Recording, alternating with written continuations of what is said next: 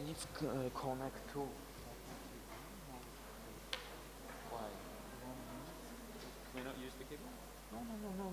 Cable. What's wrong with the cable? 1 minute I don't want connect. you to connect it to Apple TV. No? Just use the cable. We can use the cable, no? What's wrong with the cable? Apple TV for one screen. But it will work with the cable, won't it? 1 minute.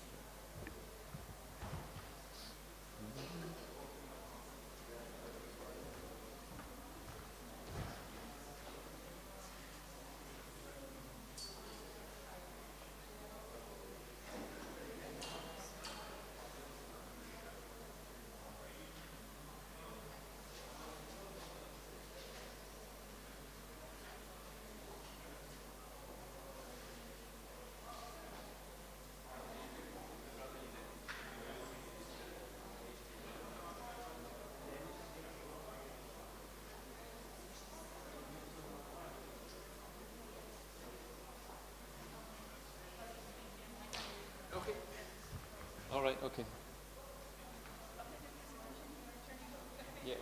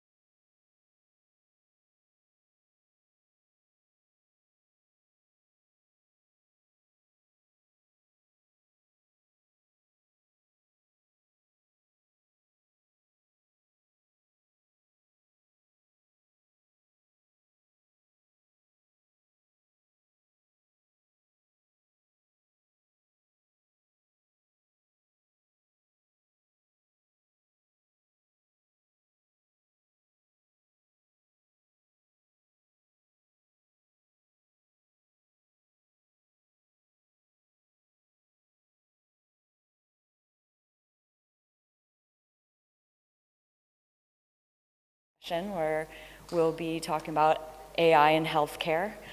I know we're a little bit late getting started, so I'm just going to jump right in. Please let me introduce you to Dr. Alistair Connell. Dr. Connell is a clinician by training with a specialization in nephrology. Because an MD isn't enough, he obtained his PhD in the design of healthcare platforms integrating AI and wearables to alert clinicians of deteriorating patients. Dr. Connell is now a scientist at DeepMind, furthering the integration of AI in healthcare, which is what he will talk to us about today. So please join me in welcoming Dr. Alistair Connell. Thank you, Dr. Proctor, and thanks everyone for a warm welcome, and also thank you to the organizers for inviting me to talk. So I appreciate we're under quite tight time constraints, so I'll try and keep to time, but I'm also assuming someone will let me know if I'm running over. You will? Okay, perfect. So as you've just heard, I work for a company called DeepMind.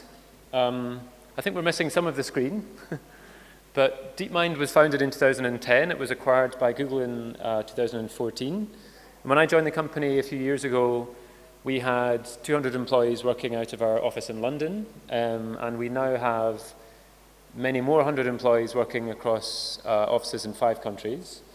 And those employees work in pure artificial intelligence research, or like me, in the application of artificial intelligence. And our goal is to solve intelligence and then to use it to make the world a better place. So I hope this video works. This is what made DeepMind famous, our first Nature paper. This was a machine learning algorithm that used the raw pixels from an Atari television screen, a television screen to play Atari computer games. And the same agent, without being told any of the rules of the Atari games, was able to reach superhuman performance in a few hours. So what you're watching now is a computer being better at tunnel than any human being will ever be.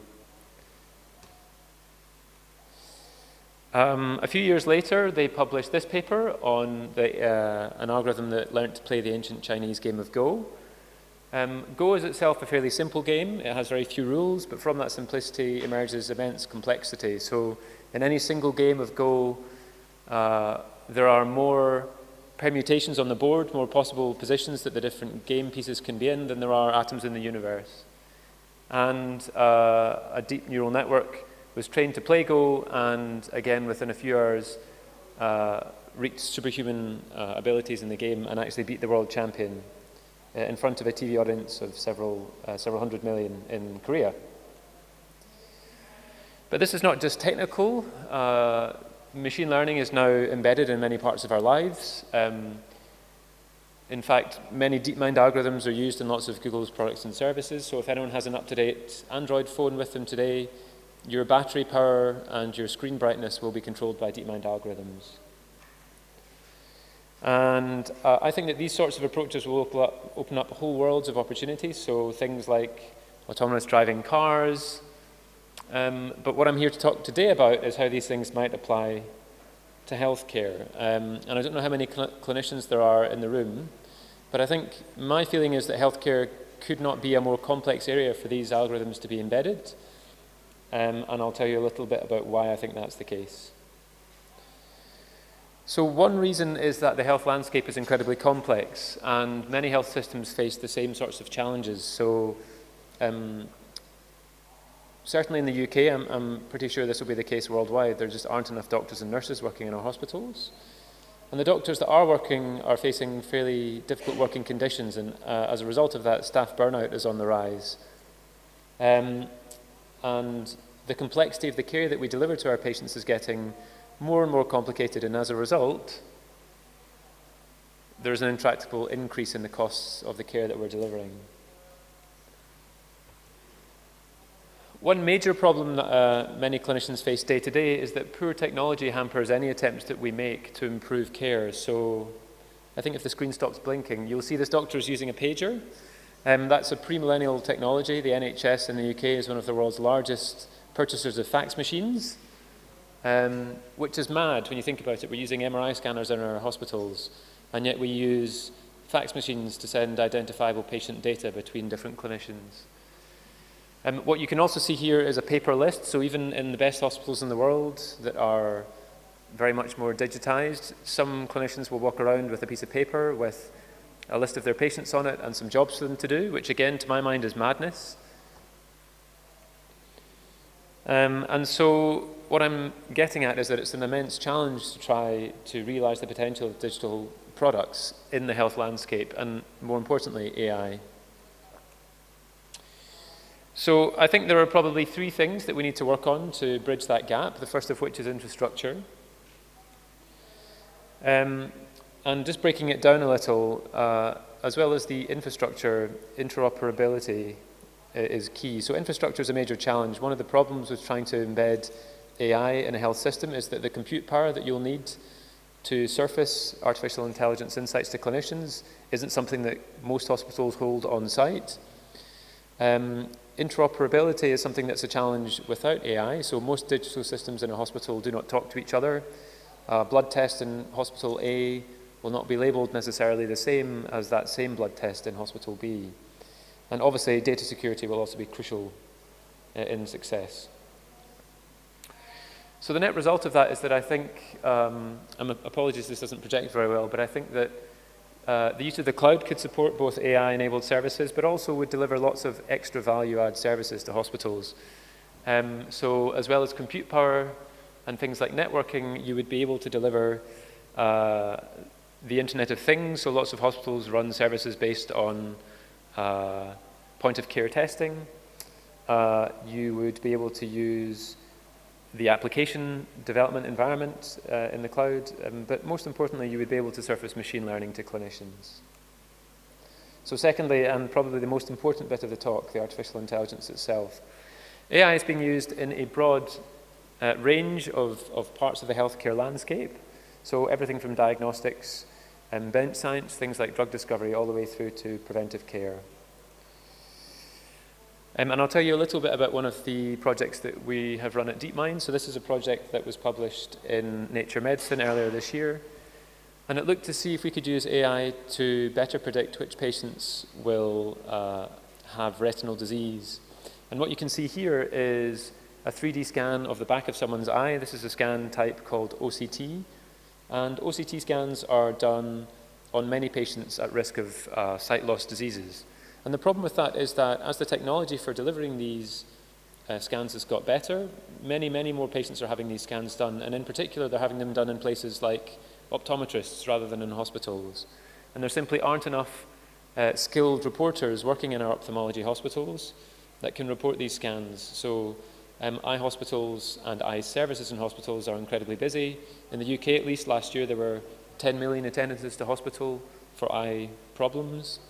And as an exemplar, over 10,000 of these scans were sent to Moorfields, which is the UK's premier eye hospital, in 2016.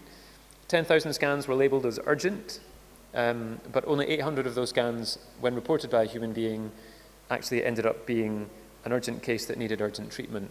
So the reason that AI might contribute to this problem is that there's an immense load on the clinicians trying to deliver the care, and AI might be able to help shift some of that load by reporting the scans automatically.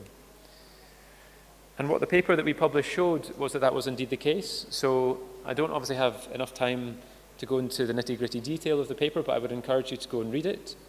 The most important, the TLDR from the paper is that not only was the algorithm that DeepMind designed better than clinicians with over 20 years experience at reporting these scans and identifying a plethora of eye diseases, in cases that the human being later on labeled the case as being urgent, the algorithm didn't miss a single case. So there was no patients with severe eye disease that the algorithm missed. So finally, delivery, and this is the thing that I'm most interested in. This is my day-to-day job. The delivery of AI will be a major challenge, and the first reason for this, I think, is that many AI algorithms might tell you what it thinks, but it might not. But it won't tell you why it's thought that, and that's something that we call the black box problem. Thinking more about the Retinal paper that I've just described, our solution to that was to build two separate algorithms, and the first of which was what's called a segmentation algorithm. So it took the raw pixel data from the scan, and it then labeled all the different tissue types in that scan. So what you can see here is something that is a representation of all the different tissues. They are all different colors. And that means that in the second algorithm, when it tells a clinician why it thinks the patient is urgent or why it thinks the patient has a specific disease, the algorithm can point to a specific tissue type or a specific area in the scan and say, this is why I think the patient is at risk. And that to a clinician is of immense value. Again, if there are any clinicians in the room, I'm sure you'll agree that it would be very difficult for you to treat a patient on the basis of an algorithm prediction or a recommendation from a smart system if you yourself had no insight into why that decision had been made. The second problem, I think, with delivery is that real impact on the front line will require the attention of the clinician. So clinicians are busy people. Any system that we deliver has to integrate into their workflow and has to be something that they can use on the move. So as a result, we at DeepMind developed this. It's called Streams. It's an app that's currently in iOS but being developed for Android. And this is in use in some hospitals in the UK in the NHS. And what Streams does is it takes packet data from the hospital in real time, things like blood tests, observations. It pulls all those different data types in from disparate systems that are not connected on the hospital side, but it packages them into an easy-to-display app and it connects all the different data types up so that a clinician anywhere in the hospital, rather than having to log into a computer, can take out their mobile phone and can see the blood test results or the observations for their patients. One other thing that the Streams app currently does is that it surfaces insights to clinicians. So where a patient is deteriorating, either from their observations or from some key blood tests, it will send a push notification to the right clinician. So in the hospital where I used to work, Streams is being used by nephrologists, kidney doctors, and where a patient has developed acute kidney failure, the Streams app will alert them within minutes. But I think in the future, what we will demand as clinicians is that these apps allow us to do a whole lot more. So rather than just receiving clinical data, we would like to respond to those data. So things like collaborating with our colleagues, sending messages to each other, but also doing things like ordering other blood tests and scans and so on. And I think in terms of what machine learning and AI can deliver, I see two main camps. So the first is clinical insights, and that's systems in which clinicians are told that their patients are deteriorating before that deterioration has happened. But also, I think, crucially, operational insights. So the hospital's managers can be told there's a problem with rostering in this area of the hospital, or the length of stay of patients in this ward is too high, etc. So in practice, what that means is that we hope in the future there will be a surface that clinicians can receive these insights that predict patient deterioration or any operational problem. They can then use that same surface to review patient data as it's being used in the hospitals now, and then they can take action using their mobile phones. And I think that's streets ahead of where we are now, where patients, if they want to take action in many hospitals that are poorly digitized, will have to go and find a computer that works and then wait 15 minutes for the login to work, which is not a very good way to deliver safe care. So just to finish, a summary, I think a human-centered approach to AI-enabled healthcare requires the following things. So first of all, data quality, security, and privacy, clinician-centered solutions, and finally, patients at the heart of the solutions that we develop. So that's it for me. I'm very happy to take any questions, and if we run out of time, I'll happily take questions outside afterwards as well. Thank you.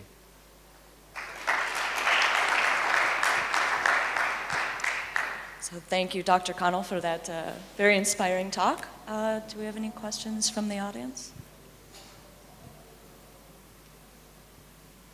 Yes.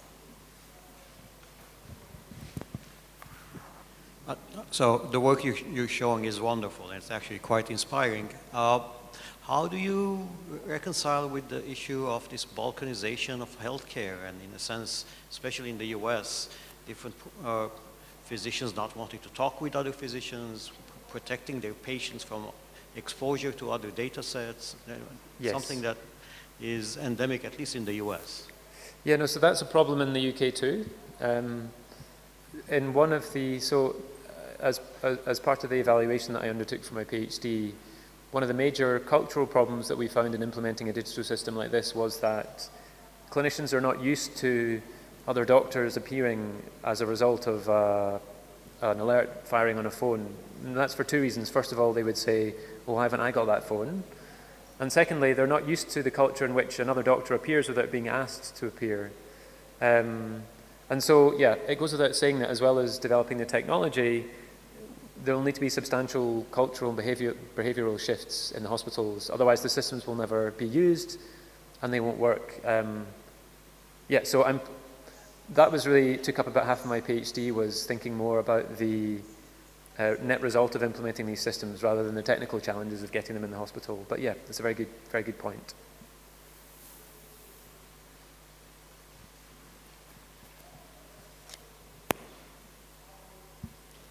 Can you talk a little bit about the role your technology could play in understanding the complexity of the genome, and beyond that, the complexity of human systems biology? So the answer to that's probably not, purely because that's well outside my wheelhouse. But in the pure research half of DeepMind, there are a number of people working on that sort of problem. And as far as I know, they certainly believe that there is real scope for the use of deep learning and machine learning in systems biology and understanding the genome better than we do today.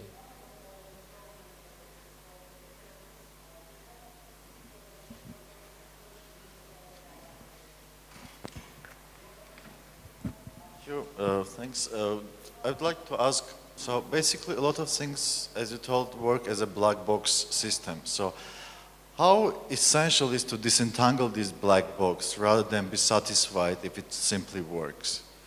So I think it's crucial, and the reason for that is the clinician will always believe that they are responsible for the treatment delivered to the patient, and I think that's the case. So if an algorithm says, patient X, I think, has this disease, and I think you should give the patient this treatment, If the clinician themselves doesn't believe that the patient needs that treatment and thinks that there are in fact inherent risks in giving the patient the treatment that the machine learning algorithm has subscribed, then the clinician is never going to do that. And so I think it's not only is it crucial that the clinician understands why any recommendation is made, I think the net result of that is that we should always be thinking of these systems as being maximally effective when they are working in concert with a clinician. So in most of the trials, certainly in imaging research, the best performance comes from a combination of a machine learning algorithm and a clinician rather than from the algorithm alone. And so I think we should be thinking in the future of these services augmenting the clinician rather than replacing them. And so if that's to be the case, I think it's crucial that the clinician understands what the machine learning algorithm is doing and what it's thinking.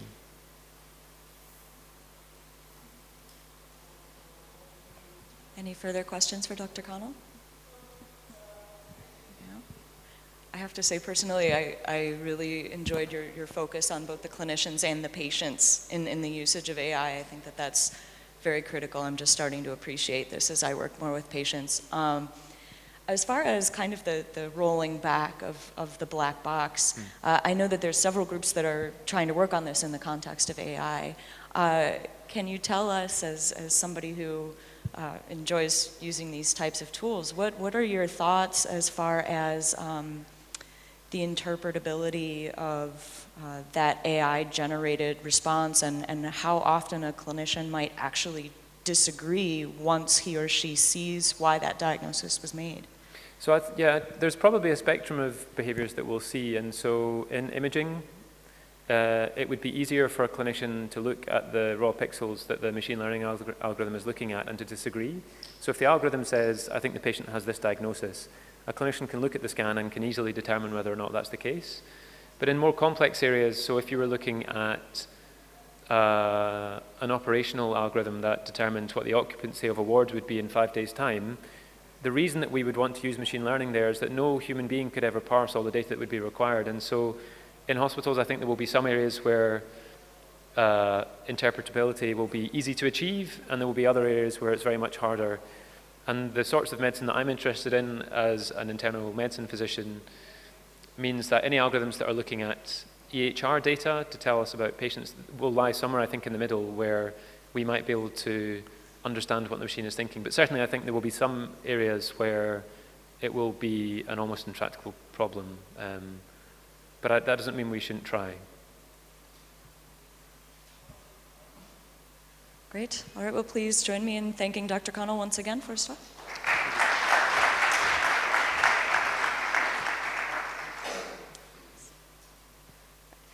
Next, we have Mr. Jason Troutner. Mr. Troutner is wearing many hats. He is at once a digital health research fellow at MIT and at Massachusetts General Hospital, which is one of the premier hospitals in Boston. He's also an MBA student and the co-founder and board member of Cast 21, which is a venture capital based, medical device startup. He sort of sits at the nexus of the world of startups and hospitals and industry. And he's working at the interface of digital health and medical devices. So today he'll tell us about enabling the digital revolution in healthcare. So please join me in welcoming Mr. Troutner. Thank you, Dr. Proctor, for the introduction there, and thank you to Dr. Connell for the previous presentation, which I think you'll see has a lot of similarities and a little bit of overlap to what I'll be talking about, just from a slightly different perspective. So what I'm going to talk about here is kind of my personal playbook for approaching innovation in both medical devices and digital health technologies. And what I'm going to do is present 3 of the biggest lessons that I've learned in trying to innovate in this space, and then back up each of these lessons with a combination of some hypotheticals and some of my personal stories in innovating in a large academic medical center and a small medical device startup. So the first lesson that I'd like to look at is what I call design for explainability. And this is about, like we mentioned, when we're looking at digital health technologies, It's not just about getting the right answer, but it's about how we can present that answer to the users, being the patients and the clinicians. So the hypothetical I'd like to start with is, imagine we have two algorithms whose goal is to give guidance on whether a specific medication should be given to a given patient based on the patient's data. And we have algorithm 1 that has pretty good actually sensitivity and specificity of 95%. So we're looking at somewhere around 5% false positives and negatives. This would be great. This would be a really good algorithm. And then we have this output that says, do not administer selected medication to patient. And imagine for a second you're the clinician seeing this output. And you have two possibilities. The first possibility is your personal clinical reasoning comes to the same conclusion as this machine, in which case that's great. You go forward with some sort of external validation for what you were going to do anyways. The second possibility is a little more complicated, where you as the clinician disagree with the machine. And in this case, what do you do? And I think what you'll find is a lot of clinicians will choose to go with where their clinical reasoning got them rather than this machine, precisely because this is a black box answer. And if you cause some sort of harm to the patient and someone asks you, why did you make this decision? Are you really going to say, oh, the machine told me to, when it contradicted your clinical reasoning? The second algorithm, look at these numbers, not so great. Not nearly as powerful as this first algorithm, but the output is slightly different. It says, do not administer the selected medication because the patient's high blood pressure puts her at high risk of complications.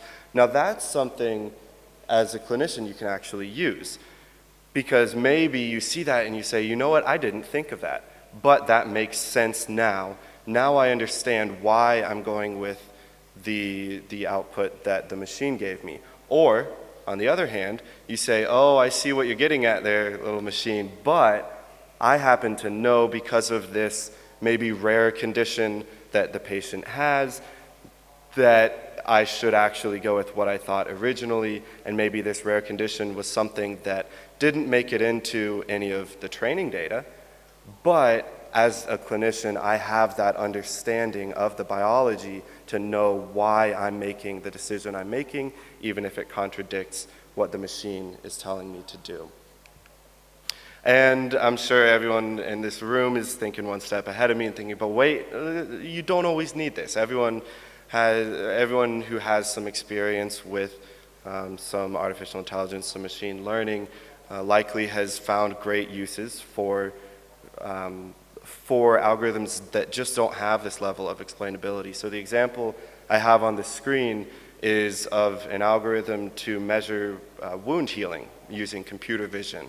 And in this case, you likely don't need the same level of explainability, because when it comes down to it, a human probably can't look at that chair and tell you exactly how I know that chair is a chair.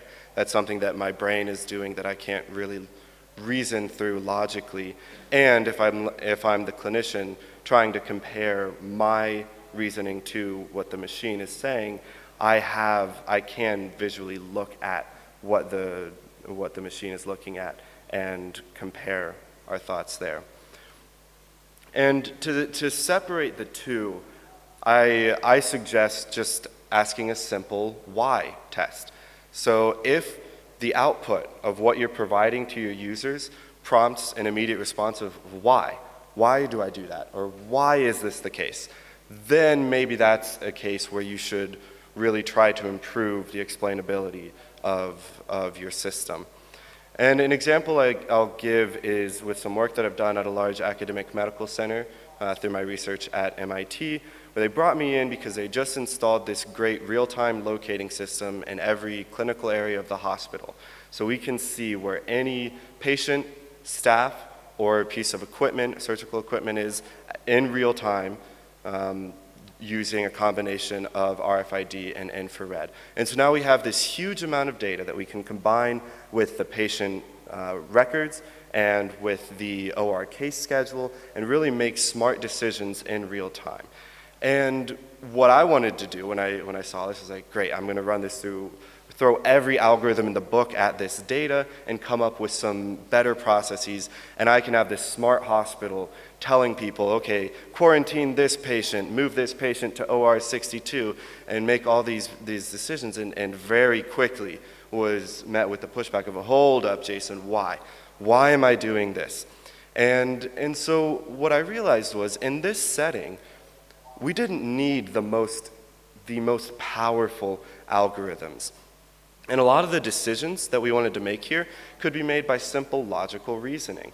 And so what I did was build what's essentially just a semantic reasoning engine, where every computation that this system is doing is something that we can express in English. And I can say, if a patient who is found to have a contagious disease is in contact with any other patient or staff in the past however many hours, then suggest quarantining all of those patients and staff. And that's something where, because the system itself is using this line of logical reasoning, it's very easy to present the results of this system in a human-readable format. And I think what's important to realize is, in healthcare, this is often the case that something like this is powerful, because this is a 1,000-bed academic medical center with thousands of patients, nurses, doctors, and pieces of equipment flying around. This picture does it no justice how busy this hospital is.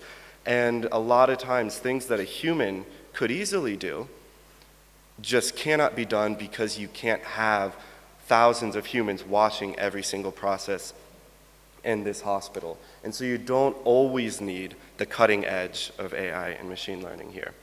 The second lesson I'd like to present is what I call design for workflow. And this gets at, once you build this system, how do you deliver it in such a way that it's easy to fit within the healthcare delivery process? Healthcare is a notoriously change-resistant industry, and so it's important to make sure, when you're going in and putting a breakthrough technology into a hospital, only change what really needs to be changed, because otherwise it's just so difficult to get a technology adopted. So here's the classic picture of a doctor and nurse with a pager. And it's 2018, this is the only industry still using pagers. And the only industry, I was in a different hospital last year, where I was asking them about all these things with how they use their data, how they use machine learning. They were just like, hold up, Jason, forget machine learning. If I want to get patient info from this building to the adjacent building, I have to take a screenshot of my screen, fax it next door, and manually type it into the system.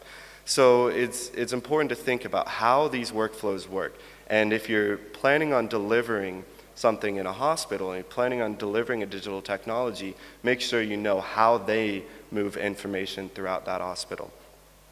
And this is true also outside of just digital health, also in the wider medical technology space. This is an example I'll give from my startup experience at Cas21.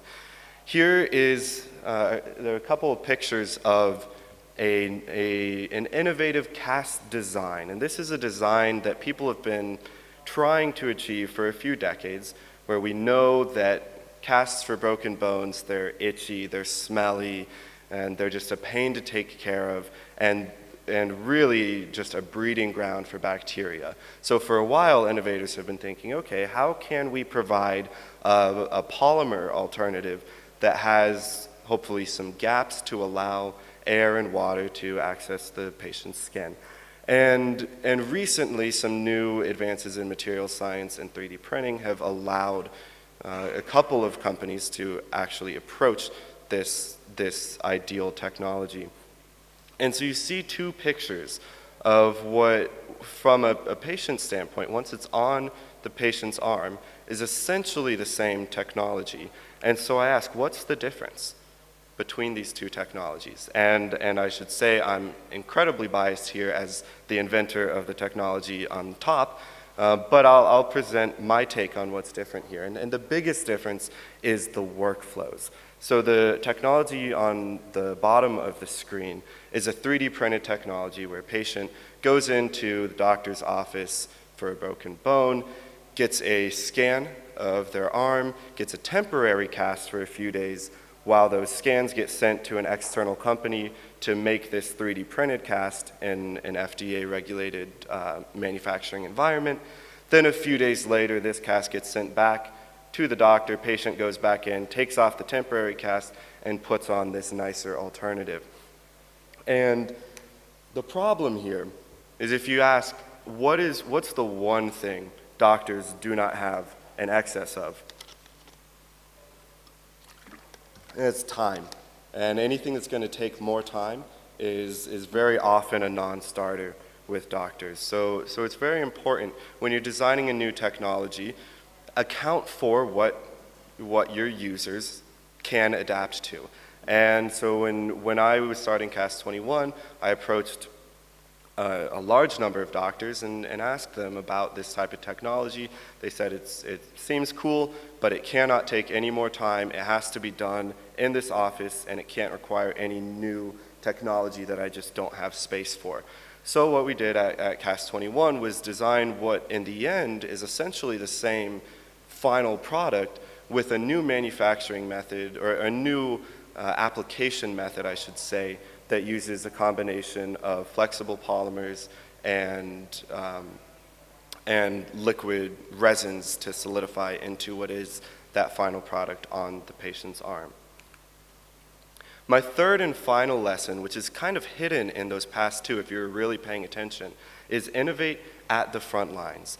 Everything that I did at this large academic medical center and at Cas21 to really uncover those hidden constraints of my users, it was all by virtue of being there at the front lines of healthcare delivery.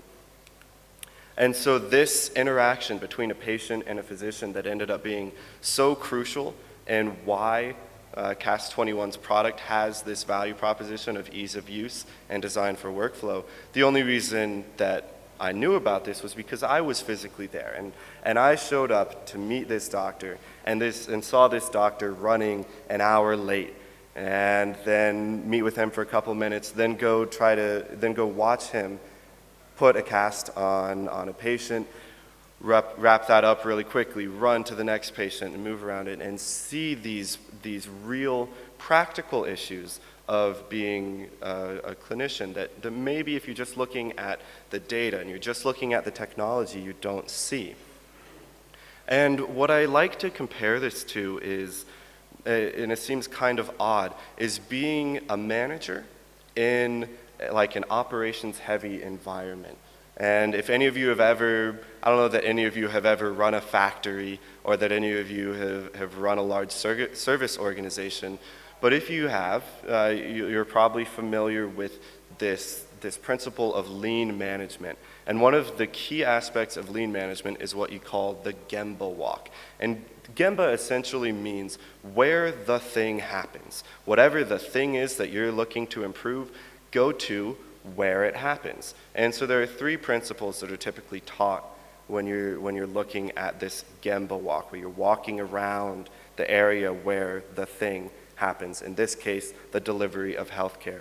The first thing is simply go and see. Physically be there, which for us as innovators in healthcare, that means a couple times a week I put on scrubs and I go into the OR. I'm not a doctor, but I'm walking around and I see these hidden constraints of this environment that I'm trying to innovate in.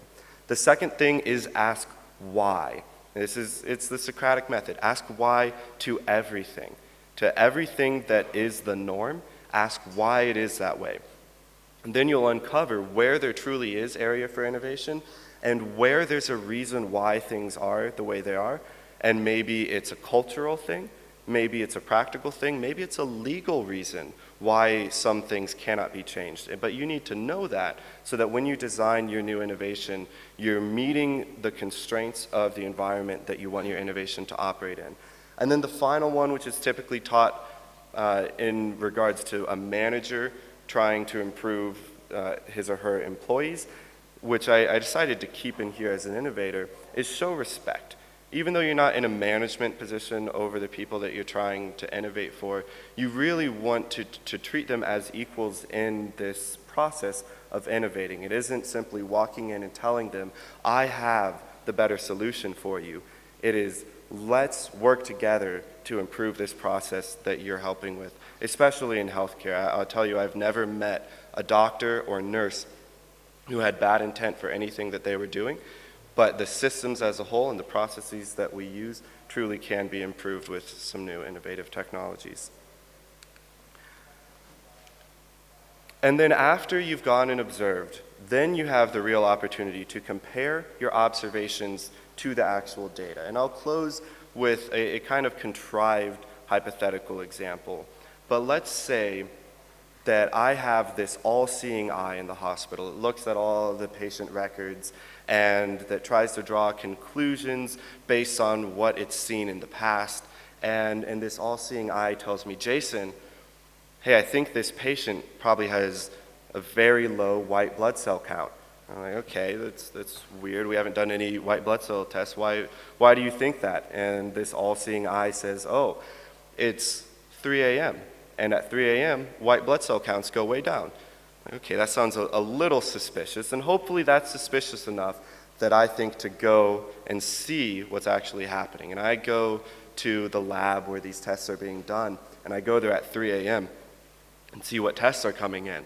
And at that point, maybe some of you have guessed this already, but what I see is healthy people don't get white blood cell counts at 3 a.m.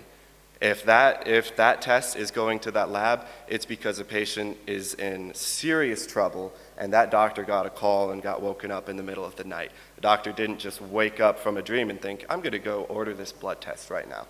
So that's where you really need to understand how your observations match your data. And then you can iterate. And if you aren't at the point where you can justify what you've seen on the front lines to the data in your system, then you either need more data or more observations so that you can really make sense of what you're providing. To summarize, this is my playbook, my 3 simple rules. There are more, and I'm sure that some of you might have either examples of this or even better yet, counterexamples that I'd love to hear afterwards. But in summary, it's designed for explainability, designed for workflow, and innovate at the front lines. My contact info is up here. I'm Troutner at mit.edu. I'd love to talk to any of you afterwards about innovating in healthcare or specifically about my most recent venture in redesigning some surgical instruments. And with that, I'll close and open the door to any questions you might have.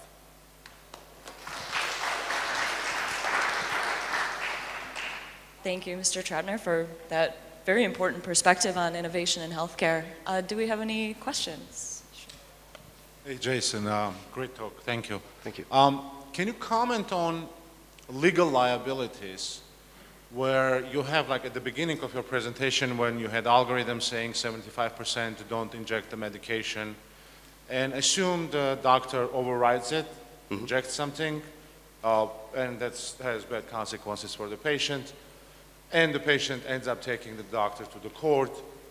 And can that be presented as an evidence that you didn't use all the tools at your disposal to prevent this and this? And that will, understanding that, the acceptance of doctors of all these new technologies will be, you know what, I don't want a witness on my shoulder, like looking behind all the time.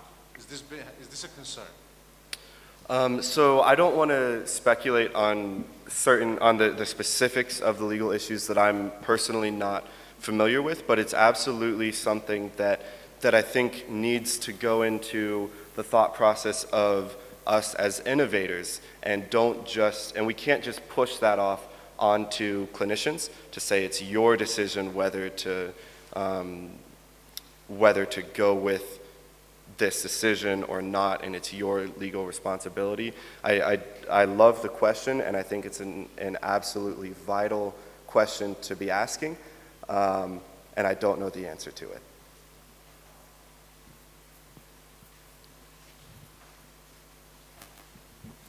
Thank you, Jason. That was a wonderful talk. One problem that I often see in the front lines is hospitals not being able to understand patient flow.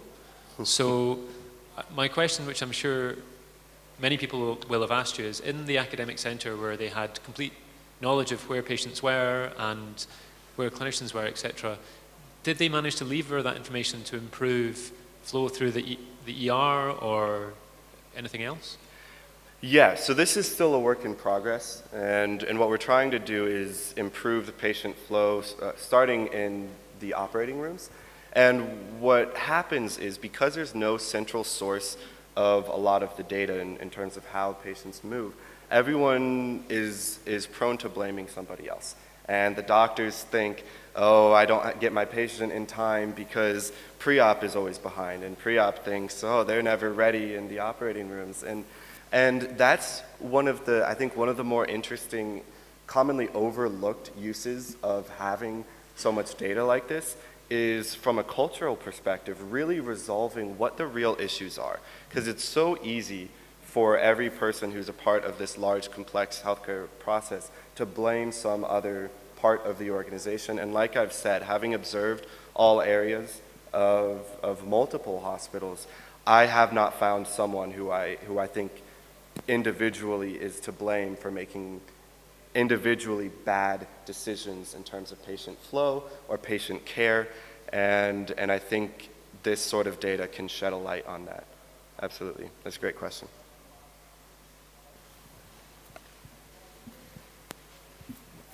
I like your example of the sensitivity and specificity sort of variation and decision making. What worries me is, again, the physician who cannot interpret those numbers and is going to make a decision. And in some ways, I guess I see that in the future, we actually have to create this whole field of data understanding, data interpretation in relation to the basic science of medicine. And where do you think that would go? Yeah, absolutely. And a lot of times it comes down to language and how we present things to our audience. And one thing that I've had to do in my work at this academic medical center is a lot of the work I'm doing is based on artificial intelligence. And what I've found is, honestly, I get a better response and better buy-in from the key stakeholders if I just leave that word out altogether. There are a lot of times where people love to hear artificial intelligence, and in some situations in clinical settings, I've gotten a lot of pushback to that.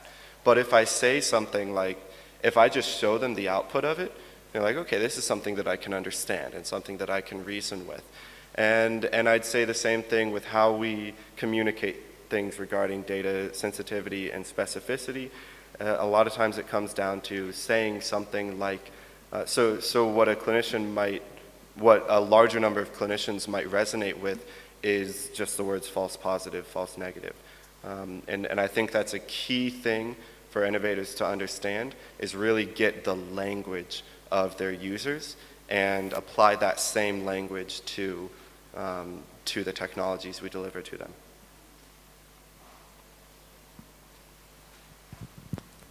Jason, thanks very much.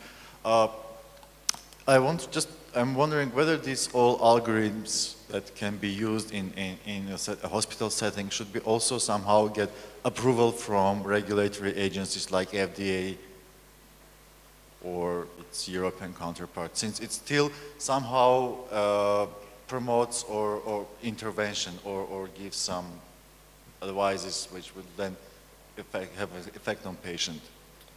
That's a tough question. A lot of times regulatory agencies are very used to relying pretty much exclusively on controlled trials. And a lot of the innovative digital health technologies rely on existing databases and processing that data, which inherently can have some like selection bias. So that's a question that I'd have trouble answering, but I think there are definitely dangers in relying on these sorts of algorithms for regulatory purposes. Any further questions for Mr. Trotner? I loved your perspective on sometimes we need to solve real pain points and be involved on the ground. And I'm wondering, kind of tying into what Dr. Afeyan was saying earlier this morning, how often do you feel like your kind of status as an outsider in the hospital allows you to see things or, you know, these slowdowns in workflow that maybe others haven't noticed? And how often are you told, oh yes, sure, that's a problem, but it's not important, or before you solve that problem, you need to solve these other three things? Yeah, so that's tricky because inherently in a hospital of this size, there are so many different groups with different opinions on what is the key problem that we need to solve right now. And I do think being an outsider gives, I think it's an asset, because you can ask so many questions and people aren't worried about your bias. And everyone has their own opinions of this is how, oh, this is what the PACU cares about, and this is what sterile processing cares about, and this is what the anesthesiologists care about. And I don't care what I care about. I go in and I see what the real problems are. And I think that's something that we have a unique perspective on as innovators, as long as we go in and don't start selling something from day one. As long as we don't go in and say, hey, I have this great idea for why we can change everything with artificial intelligence. You just go in and you say, okay, let me hear what the problems are. And people love to tell you their problems. Okay, well, once again, thank you, Mr. Chairman. Thank you. So our final speaker for this session is Dr. Ashot Papayan. He's a native of Yerevan, attending phys math school and later Yerevan State University before moving to the US to get his PhD in biophysics at Cornell. And Dr. Papayan is now the Associate Director of Gene Expression at Tetra Genetics, which is a Boston-based biotech company focused on drug discovery for autoimmune disease and pain. He's also the co-chair of the Armenian National Science and Education Fund and the founder of the Armenian Biotech Group in the Boston area. Today, Dr. Papayan will be telling us the story of getting his small biotech company off the ground, as well as what is available for startups in Armenia. So please welcome Dr. Papayan. Thank you, Elizabeth. So first of all, I think I just want to share that after spending these 3-4 days together, we're almost like a family now. This is like the beginning of a last day, and I'm sad, and I love the volunteer kids, and everything is great. So, all right, so I have been involved in biological sciences in Armenia for 20 years now, starting as an undergrad in the Yerevan State University, and then a grant reviewer, and then grant administrator, and meanwhile also doing a small biotech in America. So when the organizers contacted me, they said, instead of sort of telling what you do day to day for work, why don't you tell us the story of your biotech company, small biotech, and then we'll try to draw parallels and see what's different and what's the same in the Armenian environment. So I'm going to try to do that. We'll see, and I'll be happy to sort of clarify if some things get sort of left out. So the company is Tetra Genetics. It's a spin-off from Cornell University, and we have a license from Cornell University to express ion channels in a recombinant system. And finance right now is with angel capital grants and strategic partners. So let me go back and sort of start from day one. The founder of a company and our current CSO, Ted Clark, has been working with this organism called Tetrahymena thermophila. As you know, there are many alternative ways of recombinant system, yeast, E. coli, mammalian system. They all have their advantages and disadvantages. And we felt like Tetrahymena has sort of a combination of both worlds. It's very easy to grow, cheap to grow, but produces higher quality proteins compared to E. coli. So the company received a small grant from SBIR system from NIH, and we started it as a general platform for expressing recombinant proteins. And it took us about 2 years to get it from academia into business where you actually produce something and deliver to a client and things like that. And we started listening to the clients, we started listening to the science that was coming out of the lab. We were really good at expressing proteins, vaccine proteins, G protein coupled receptors, membrane proteins. But our science told us that this tetrahymena organism is really good at making ion channels. So that was point number one. Our investors were telling us, you guys are spreading yourself too thin. Concentrate on a family of proteins.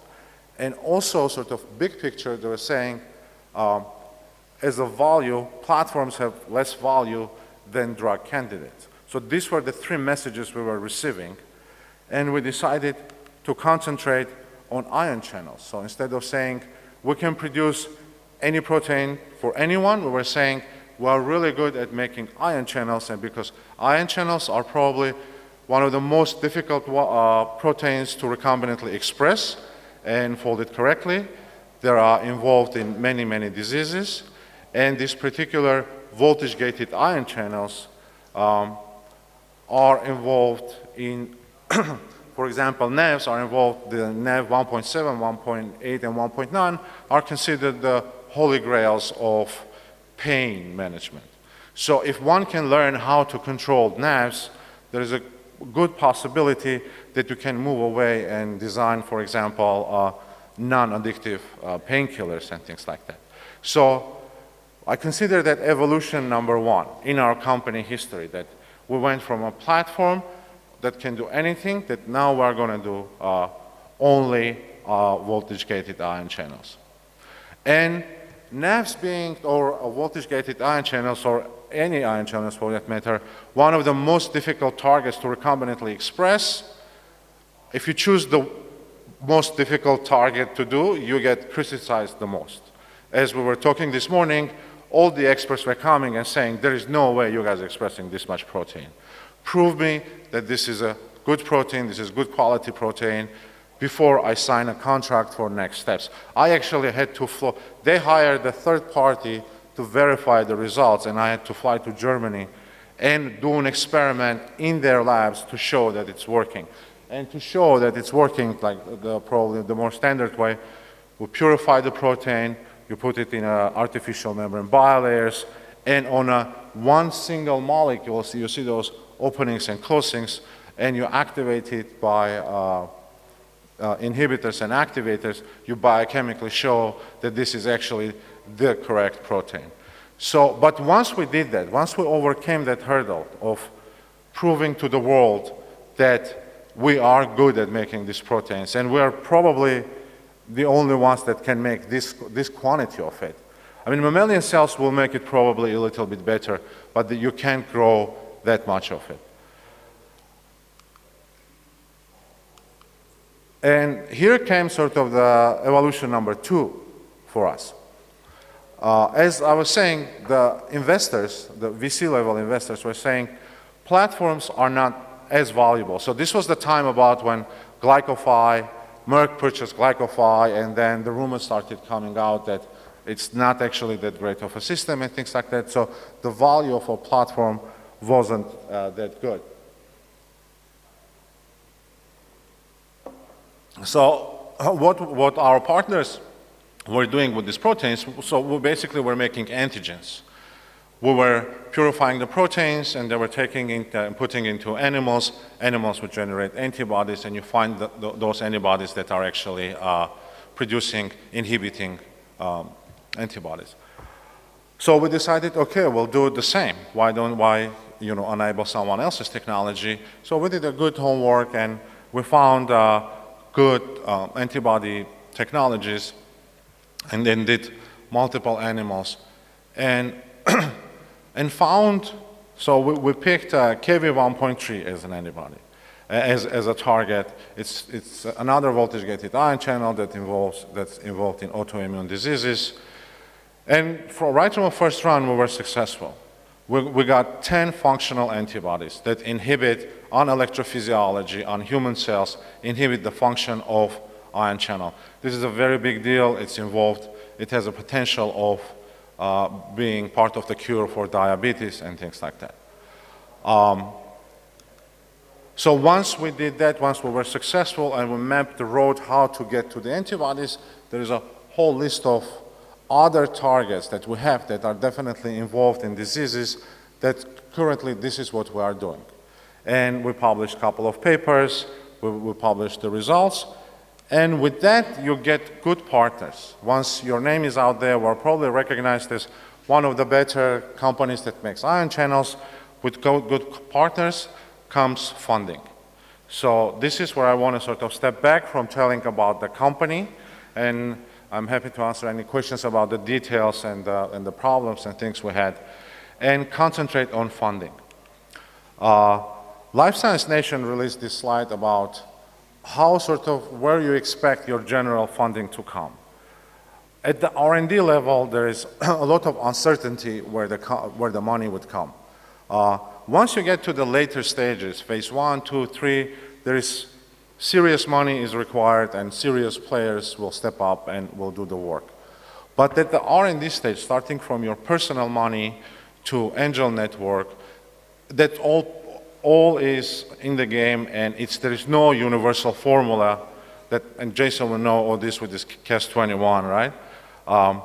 So let's take that R&D part and sort of let's zoom in only on that part. The later part is clear. If you are successful and you are to the phases 1 and 2, you probably made it already. So if you have an idea, in our case, as I said, that idea actually took a couple of rounds of evolution. And to be honest, no private money wants to fund your evolution. They want you to play around, come to your product sort of decision, and then they will fund you. So in our case, founders, academia, angel network, and government. And government here, I want to talk about this system that is in the US that's called SBIR, STTR system. This is a system put in place by government to channel money from different departments specifically targeted to small businesses because, as it says in the bottom, without the support, even the best ideas sort of go unnoticed. So let's talk about this SBIR system and see if we can sort of propose something similar for Armenia. So SBIR stands for the Small Business Innovation Research, and STTR is almost the same, but the requirement is that you have to actually work with the university. It was established in 1982, and it's a law actually in the US that any federal agency that has R&D budget over $100 million is required to give it in a form of grants to small businesses. And that's great for the small businesses. That's a non-dilutive funding that has a completely different mindset of review than going through the due diligence of private funds.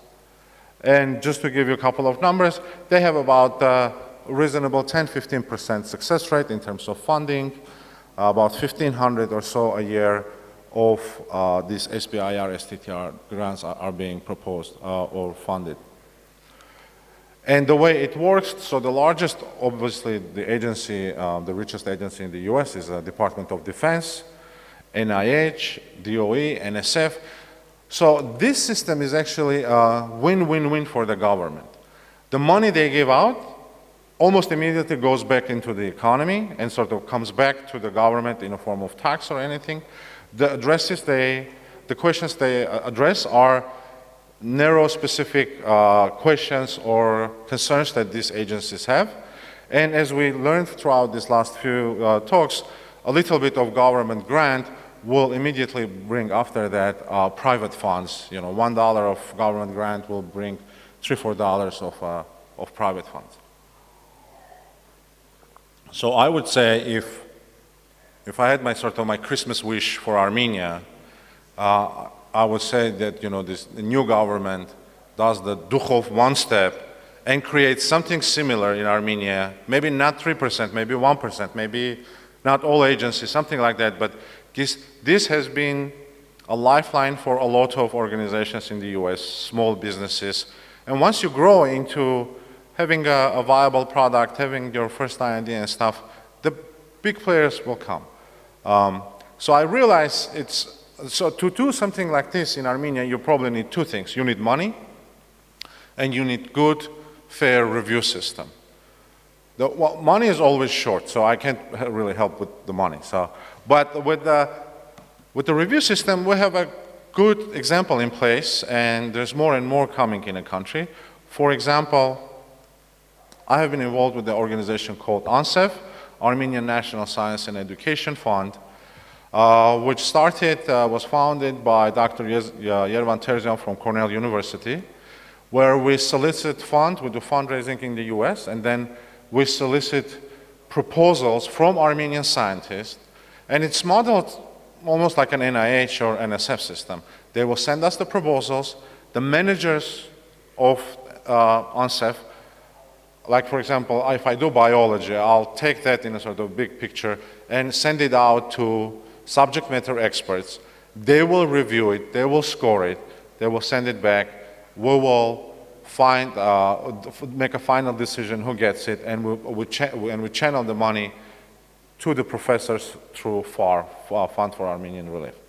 So something like this works. I know FAST has just recently, last year or so, announced a scholarship fund and multiple other funds that they have set up review system for, or the National Science or something fund that they have in place. So there is this review process fair review process can be built in place. So if we can channel to the government that we will step up the game, we will help with these reviews, we can join forces, that would be a good thing to start. I mean, it's a little bit a wish now, but I think that's a fundamental, it can explode the area of startups in Armenia. And I have to say, the last few years I have been coming to Armenia, I see more and more startup funds, angel funds are being formed, which is very encouraging. Granted, these are mostly sort of IT related. These guys all are hunting sort of the next unicorn in the IT field. This NERUSH program with FAST is probably closest to the government, semi-government, semi-private fund to support small businesses. But it's really encouraging to see that this is happening. And this is only started sort of happening in probably last over a few years. I want to talk a little bit about we need to be realistic where we are. We know where we are located, we know who our neighbors are, and every time I get into conversation about the Armenian economy or this and that, it comes to, the roads are closed, transportation is expensive and things like that. And it's all true, but it's part of reality. So we need to learn that, acknowledge that, and move forward. And just sort of for fun, I want to show you. So we have this company next door that is making these machines. I don't know if you can sort of see it. This is a fully functional PCR machine. And I think sort of if we think out of the box, this is made in Massachusetts where labor force is very expensive and is being sold for a few $100s actually. It's fully functional, you control it with your smartphone. And when I bought my first PCR machine, it was like this big, it was $15,000. So, as these guys are just our neighbors in the sort of same building, and I see this, I was like, this would have been perfect to be manufactured in Armenia. This is a size, of one of those good size apricots, and the weight, one of the chalach kind or whatever it's called, right? If we can export apricots, we can export PCR machines, right? If we choose the right product and what we want to do, because we have Russian market next door, we have Iranian market next door. If this is only a few $100s, all the schools, all the high schools will have it. These guys are selling it to schools in the US. Thank you. Okay, I'm going to move fast. So anyway, let's innovate and take into account the realities of what we are. And advantages and disadvantages we have. Roads are disadvantages. Advantages, the diaspora. So let's use the diaspora the best we can. For example, I'm from Boston. I live in Boston now. And over there, we put together this group of Armenians in biotech, which we creatively called Armenian Biotech Group. And what started as 5 people sort of getting together for lunch and this and that turned into a really good growth. So right now we have over 100 people, all walks of life, from technicians, from bench scientists to CEOs, company founders. We get together once a month or so. We have good Armenian food, and we have discussions. So the purpose of creating this organization is twofold.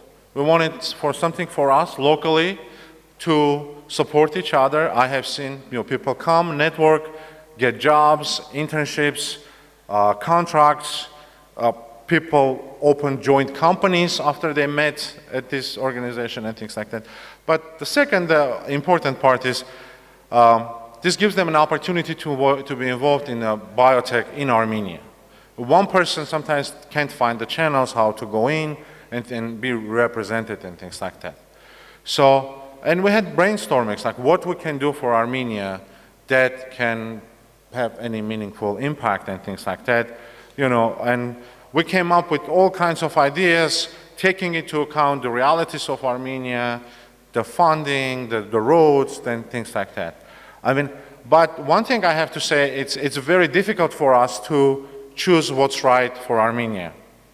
And after doing few iterations of this and trying to brainstorm and not really coming up with a perfect answer, I want to sort of put this on my local colleagues here and say, you guys come to us with proposals, with suggestions, and with what we can do, because it's a lot easier for me to coordinate a help like that as opposed to thinking sort of hypothetical things. I actually took a time and went into the LinkedIn page of our members, as far as I could do it, and started pulling their expertise and put it in this word cloud. And it shows the variety of expertise we have. 110 people in biotech, in biological sciences, that are really happy, willing, and looking forward to be your partners in sort of exploring biotech industry in Armenia, being involved in education. They're all happy to sort of to review, to do things for Armenia. So let's take that use it as an advantage to us. And we can be facilitators, so I'm here sort of officially welcoming you to know that it's there and use it for the purposes. And because I don't want to get yelled by the kids, thank you. Thank you to the organizers, and thank you for your time.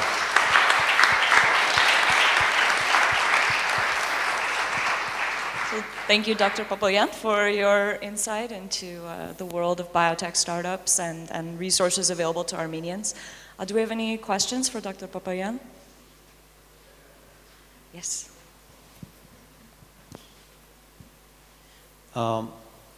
I guess I sort of want to disagree a little bit and suggest that being a person who has been in the NIH funding cycle for almost the last 35 years of my life, what is your take as how many of these SBIR mechanisms have actually translated into successful ventures capitalism? I mean, my sense would be that it's a very small number, and that it's in fact an inefficient way of creating a startup. You probably are exactly right in terms of if you look for the beginning of the proposal, and if at the end you are getting to the product that you promised you will get, then the percentage is probably very low. But it gives lifeline.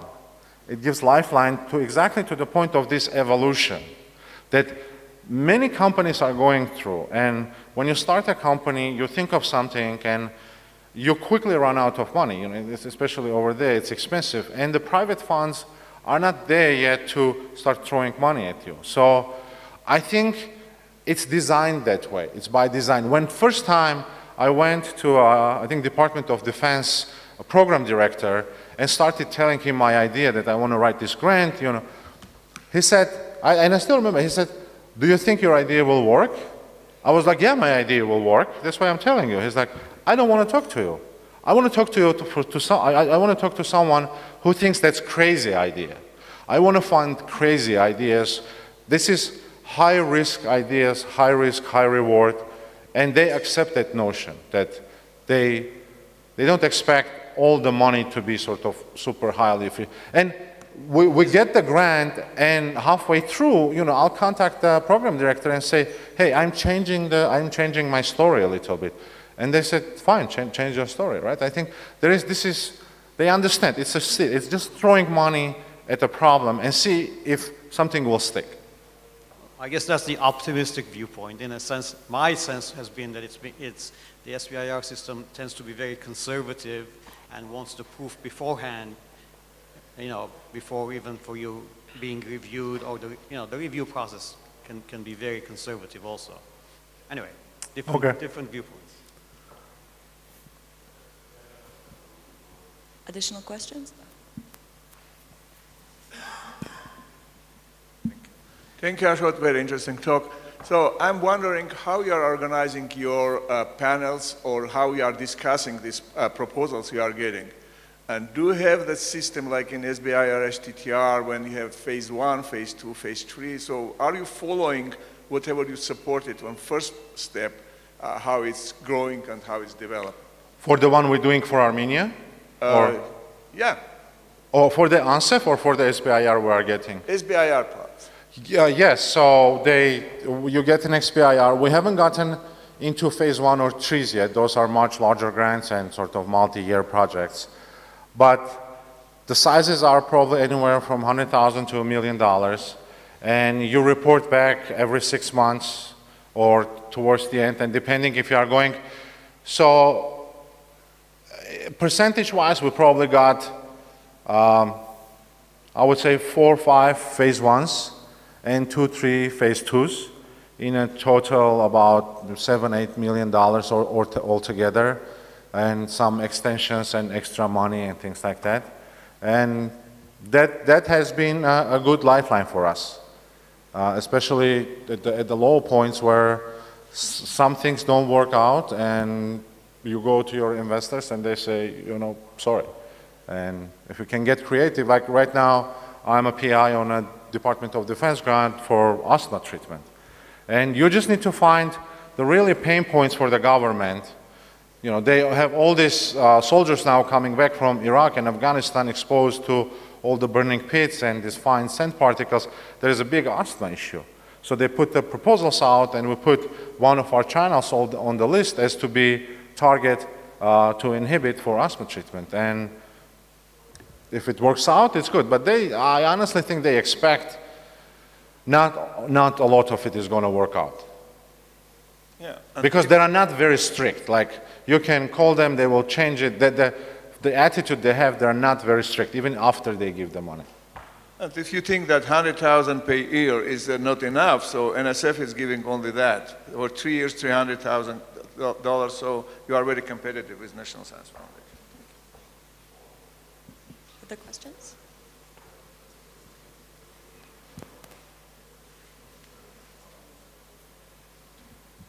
Ashot, thanks. So the question is, how small is small? So what small. You have to, yeah, how small? 500 small. people. 500 people is You small. need to be, there is an upper limit on how many people in the company, you need to have in a company to be eligible to apply, and it's 500 people. Okay, and the question is, can you somehow quantify how much you spend on the research before you establish the company, and how much then you spend as a company on the research? So what was... Before establishing the company, as I said, this is a spin-off from Cornell University. Tetra Genetics has been in academic field for 50 years.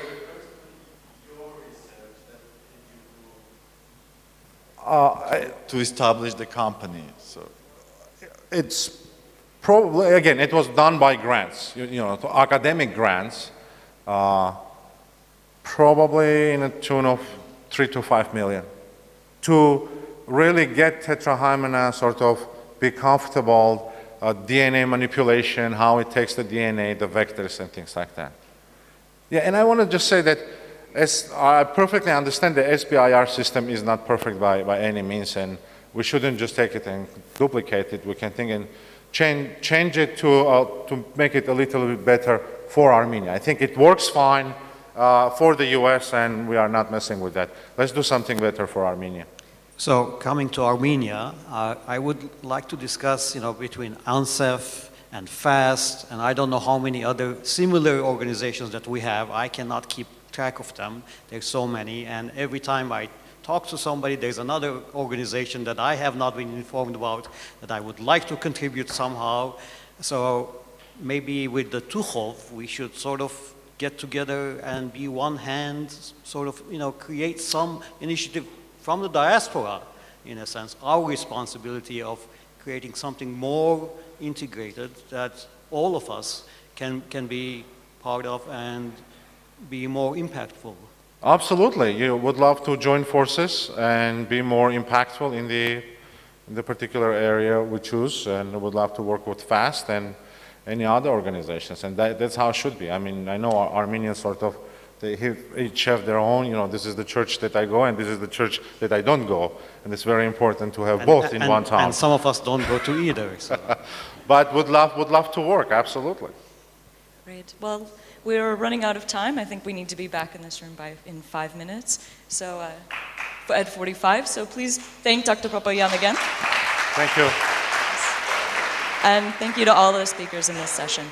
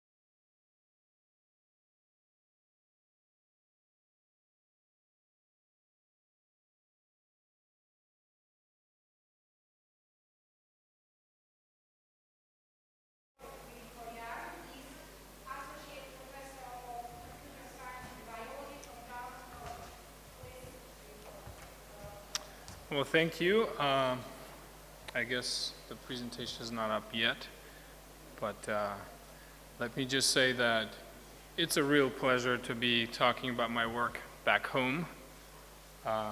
It's not something I thought I would be doing in the near future. I certainly have never done it before, and so I really appreciate this opportunity and this invitation. Let's see if we can figure out the, perfect. All right. Well, the central research focus of my lab at Dartmouth is protein design, which of course, as we heard about from Nikolai's talk yesterday, is all about understanding how sequence encodes structure. And what I'd like to tell you about today is some of our recent work on trying to synthesize these sequence to structure mappings in a quantitative fashion by decomposing the known protein structural universe, so to speak, the set of all known proteins or known protein structures into their elementary building blocks. But first, why do we care about designing proteins anyway? Of course, the reason is, as you all know, that proteins perform a remarkable variety of tasks in the cell, right? They are, of course, the internal logical wiring of a cell. They are the molecules that enable mechanical force and locomotion. They can serve sort of more structural and defensive purposes. They are, of course, chemical factories because they can catalyze a variety of chemical reactions. They can emit light. They can also absorb light and convert it into chemical energy. And these are just some of the things that can fit into a single slide. But what's most remarkable about these molecules is that all of this richness of function, all these very, very different kinds of things are encoded in a uniform and seemingly simple way, in the sense that proteins are nothing but sequences of amino acids, and there are only 20 amino acids. It doesn't really get much simpler than that if you think about it. And of course, what this means on a very fundamental level is that proteins are programmable, and that amino acid sequence is the program. So then what are we waiting for, right? We can write new programs, execute them. Each sequence would fold into some structure, presumably, and would execute some new function, which is amazing because, of course, the functions from which we would be sampling are things like catalysis, things like interaction with photons, electrons, in very complicated ways. So let's do this. What's the catch? Well, the catch is that just because proteins are programmable doesn't mean they're easy to program, and this turns out to be pretty difficult. And the common argument for why basically cites the number of available amino acid sequences. Indeed, for even just 100 protein, or rather 100 amino acid protein, the number of sequences is roughly 10 to the 130, which is of course larger than the number of atoms in the universe. But I argue that's not a bad thing, that's a wonderful thing. All that really means is that programming language can write a lot of programs, and that's great.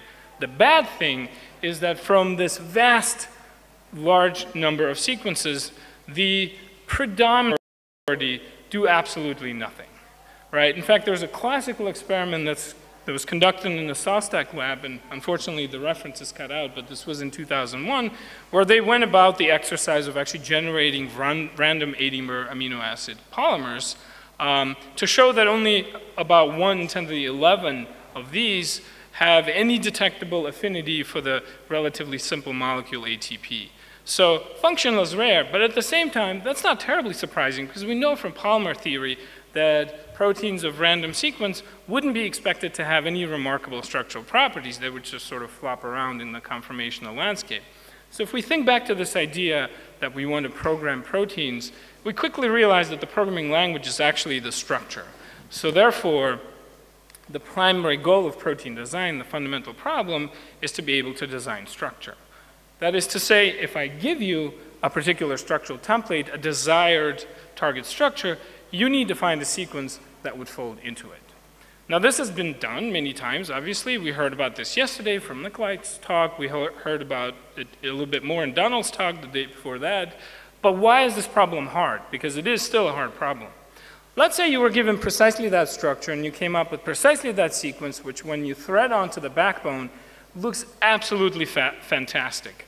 All the hydrophobics are buried and packing wonderfully. The hydrophilics are exposed. You're making fantastic salt bridges and hydrogen bonds. It's like a textbook picture. Why may that sequence still not fold into that structure? Well, for one thing, you made sure that that sequence looks great on the target structure, but what about all the other things that could possibly do, including aggregate, self-associate, or just stay unfolded? Did you verify that those things are not even better than the target structure? And the answer is no, because that's a very difficult computation to actually do. Equally, if that structure is something you made up, if that's a hypothetical structural state, where's the guarantee that it even belongs to the finite set of possible structures that would be realizable, designable with natural amino acids? Again, that guarantee is very difficult to obtain a priori.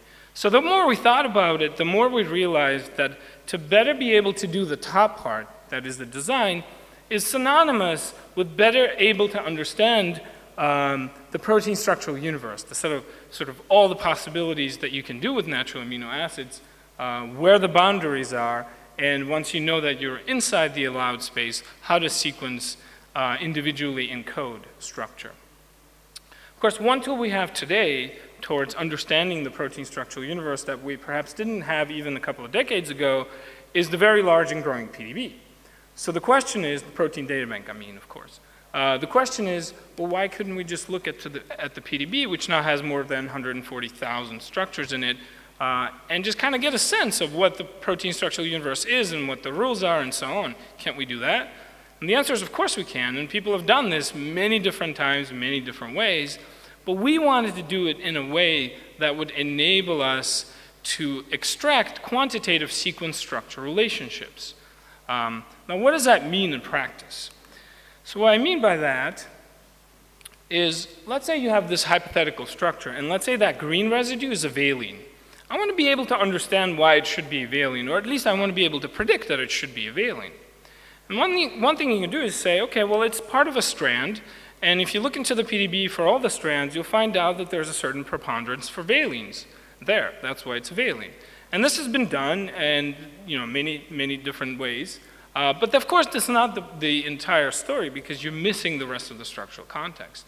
So we said, let's redefine the environment of this residue. Let's take the residue itself, all of the residues that it could potentially form contacts with. Let's take the secondary structural environment around the source residue, the contacting residues, and sort of let's excise this motif, and we call these terms for tertiary motifs. And I claim that this term is a much better representation of the green residue's environment than just the fact that it's in a strand. Now, of course, that's probably a trivial statement. Of course, it's a better representation. It's more inclusive. The real question is whether it's a useful representation.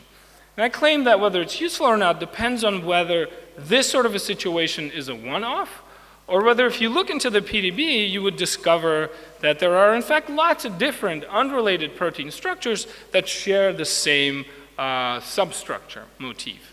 And if it's the latter, then I'd say it is a useful description, and in fact, that little motif there represents a bona fide structural building block. And we can therefore learn about sequence structure correspondences by looking at the sequence preferences that come with that structural building blocks.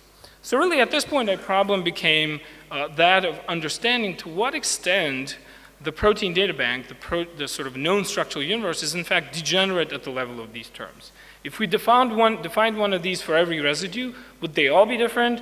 Would there be only a small number of them? Sort of what's the level of degeneracy? And I'm not going to go through all the data today because I just don't have time, but it's published, again, I don't see the reference, but in 2016, a PNAS paper. But the bottom line is that the sort of short answer is yes, the space is actually incredibly degenerate. In fact, you can describe most of protein structure with just about 600 motifs. That's sub-angstrom resolution. Now, what can you do with these motifs? Well, we could look at them. They're kind of fun. Here I'm showing some representative single segment motifs, 2 segment motifs, 3, 4, and 5. And when you look at these, you see that some rather complicated geometries like those on the far right are actually recurring many, many times in completely homologously unrelated proteins, like that very far right one in the middle row that has 5 strands coming together in very specific geometries And that occurs 290 times, homology removed in the PDB. So when you see this, you start thinking, well, is there something fundamental about these motifs that tells us about protein structure, rather than, for example, being a bias of the database, bias of evolution, etc. Now, this is, of course, difficult to prove, but we think this is fundamental. And we think the best way to sort of go about demonstrating this is to actually use these insights in things like protein design, but we've also used it in structure prediction and modeling. Let me tell you a little bit about how this can be used in protein design. So the premise is this: if term-based sequence statistics are in fact meaningful, and if I asked you to design this orange structure, you should be able to do the following. You should be able to break it up into its constituent terms. For each term, you should be able to find all of its matching substructures from the PDB, form a local sequence model of what it takes to make that motif happy, and then combine all those sequence models into a global statistical model for the entire fold and pull out of it the one sequence that's predicted to be most likely to fold into that structure. Now, we did exactly this. We, in fact, developed a method called Determine. It's now, just a couple of weeks ago, been published. And we've validated it at this point on a large number of experimental systems. And again, for time's sake, I can't actually take you through too many of them, but I'd like to tell you about one. This is the latest result we've obtained using this technology, which validates it not only on the level of sequence design, but also at the level of generating and designing novel structures. And the idea here goes something like this. If we're claiming that terms represent fundamental building blocks of structure, then I should be able to generate structures using my term library. So I could start with this guy over here, realize that I could attach it with this other term here, and this little structure is beginning to look like a little mini protein, except of course it's not wired up to be a single chain. Well, that's okay. I can find additional terms that would sort of fill in the missing gaps and end up with a little good-looking mini-fold that, of course, doesn't have any sequences that would fold into it because we just made it up. But we can just apply our determine method to design a sequence for it and then see if it folds. Now, because this was fun, we did it in mass. We started with something like 500 of these core term combinations. There were many different ways to wire each of them, so we ended up with about 6,000 novel structural folds. We then forced our method to produce diverse sequences for each of them. So we ended up with tens of thousands of sequences. And then we collaborated with a Baker lab at University of Washington to test about 10,000 of these. Again, I can't really go into the technological details of how we did it. It's a pretty cool method published in that paper that you can't unfortunately see. It's a recent paper. But the bottom line is about 17% of these actually folded and were stable by experimental observation. But what's even more exciting is that the successes actually span the gamut of a variety of structural motifs. So in fact, if we classify them naively by just the secondary structure composition from, say, 6 and 7 strands to 5 or 7 or 6 helices, then we had successes in each categories. And in some categories, successes were as high as 60%. In others, they were low, maybe around 5%. But the average was 17%, and I think that that's pretty exciting. So that's what I'll conclude with today. And I'll just say that given this result and a bunch of other experimental validations that I didn't really have a chance to tell you about, we're very confident that term-based design is a robust design methodology. So I think we're at a point in protein design as a field where we could basically design just about anything we want. And the question is, what should we design? What's the sort of the valuable targets? These are the people in my lab who were instrumental in this work, as well as our collaborators at the University of Washington, and I thank you for your attention.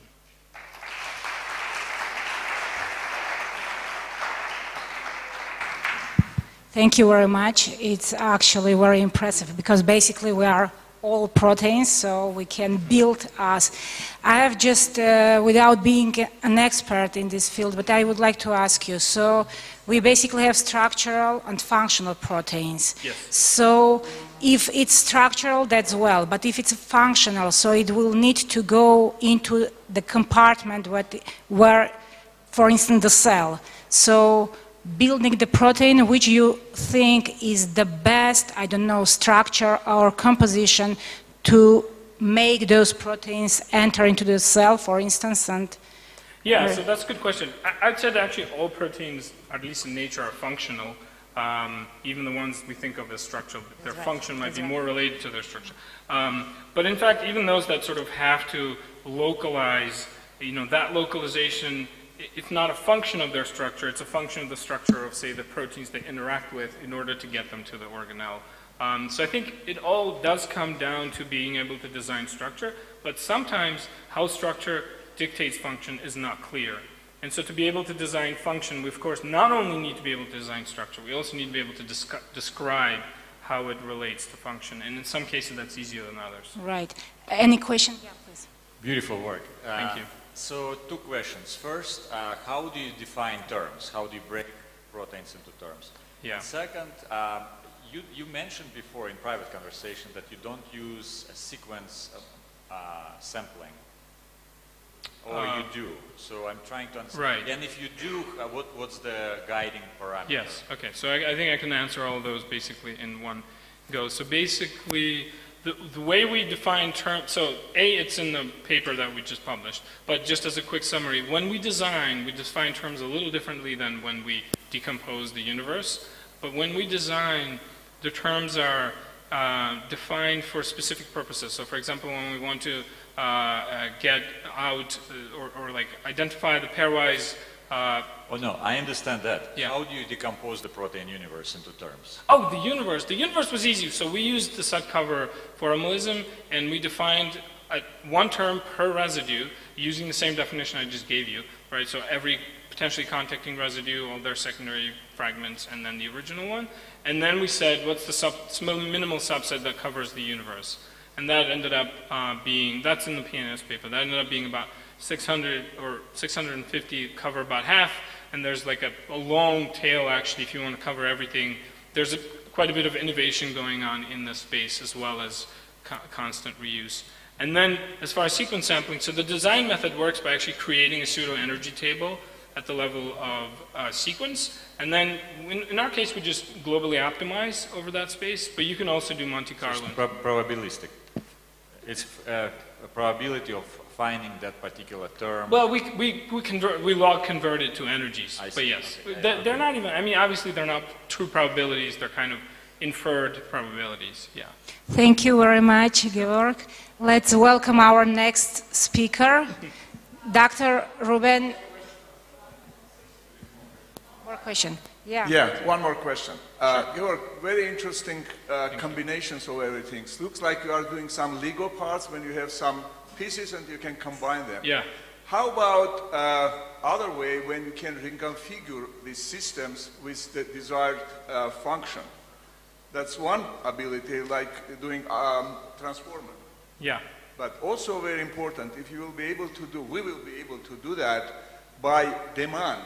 So multifunctional things, which is function is inside, but it's not demonstrating until it's necessary. So it will be very fantastic for us. Do you have any idea? I do have lots of ideas. I'd actually love to be able to do that. I wrote a large Muri proposal for this that almost got funded, but of course didn't.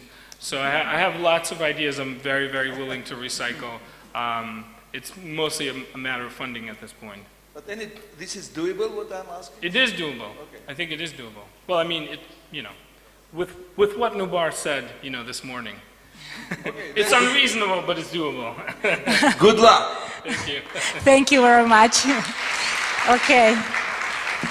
So now we move on with Dr. Ruben Arutyunyan. Please, let's welcome him.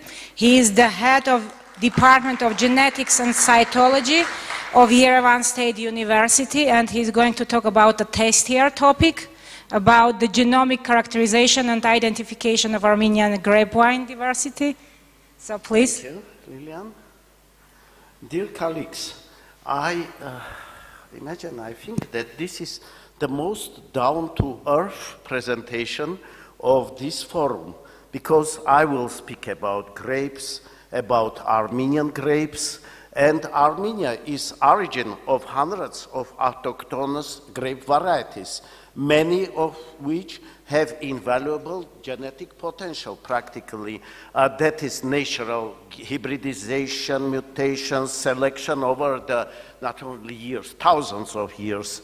And having centuries of that tradition, Armenia is characterized by very high phenotyping and genotyping biodiversity due to different wild genetic pool we have different soil condition, and changes in climate. So the primary domestication centers of the wild grape are here in the Near East area, South Caucasus, Anatolia, Syria, Mesopotamia, Northern. And it's very interesting that everywhere there in Iran, in Georgia, they found different jars, carasses with 7,000-old wine, but only in Armenia, and it is confirmed by many publications on high level, it was the world's oldest winery unearthed in RNE1 cave 12 years ago. A grape press, fermentation jars, cup and drinking bowls. So it is 6,200 years old. It's a fantastic place, really.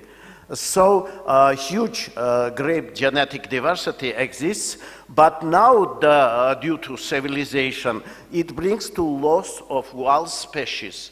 And so they are expanding civilization, overuse of pastures, environmental catastrophes, loss of cultivars also because they bring more productive clone selection is going on foreign grapes, and also invasion of phylloxera and viruses.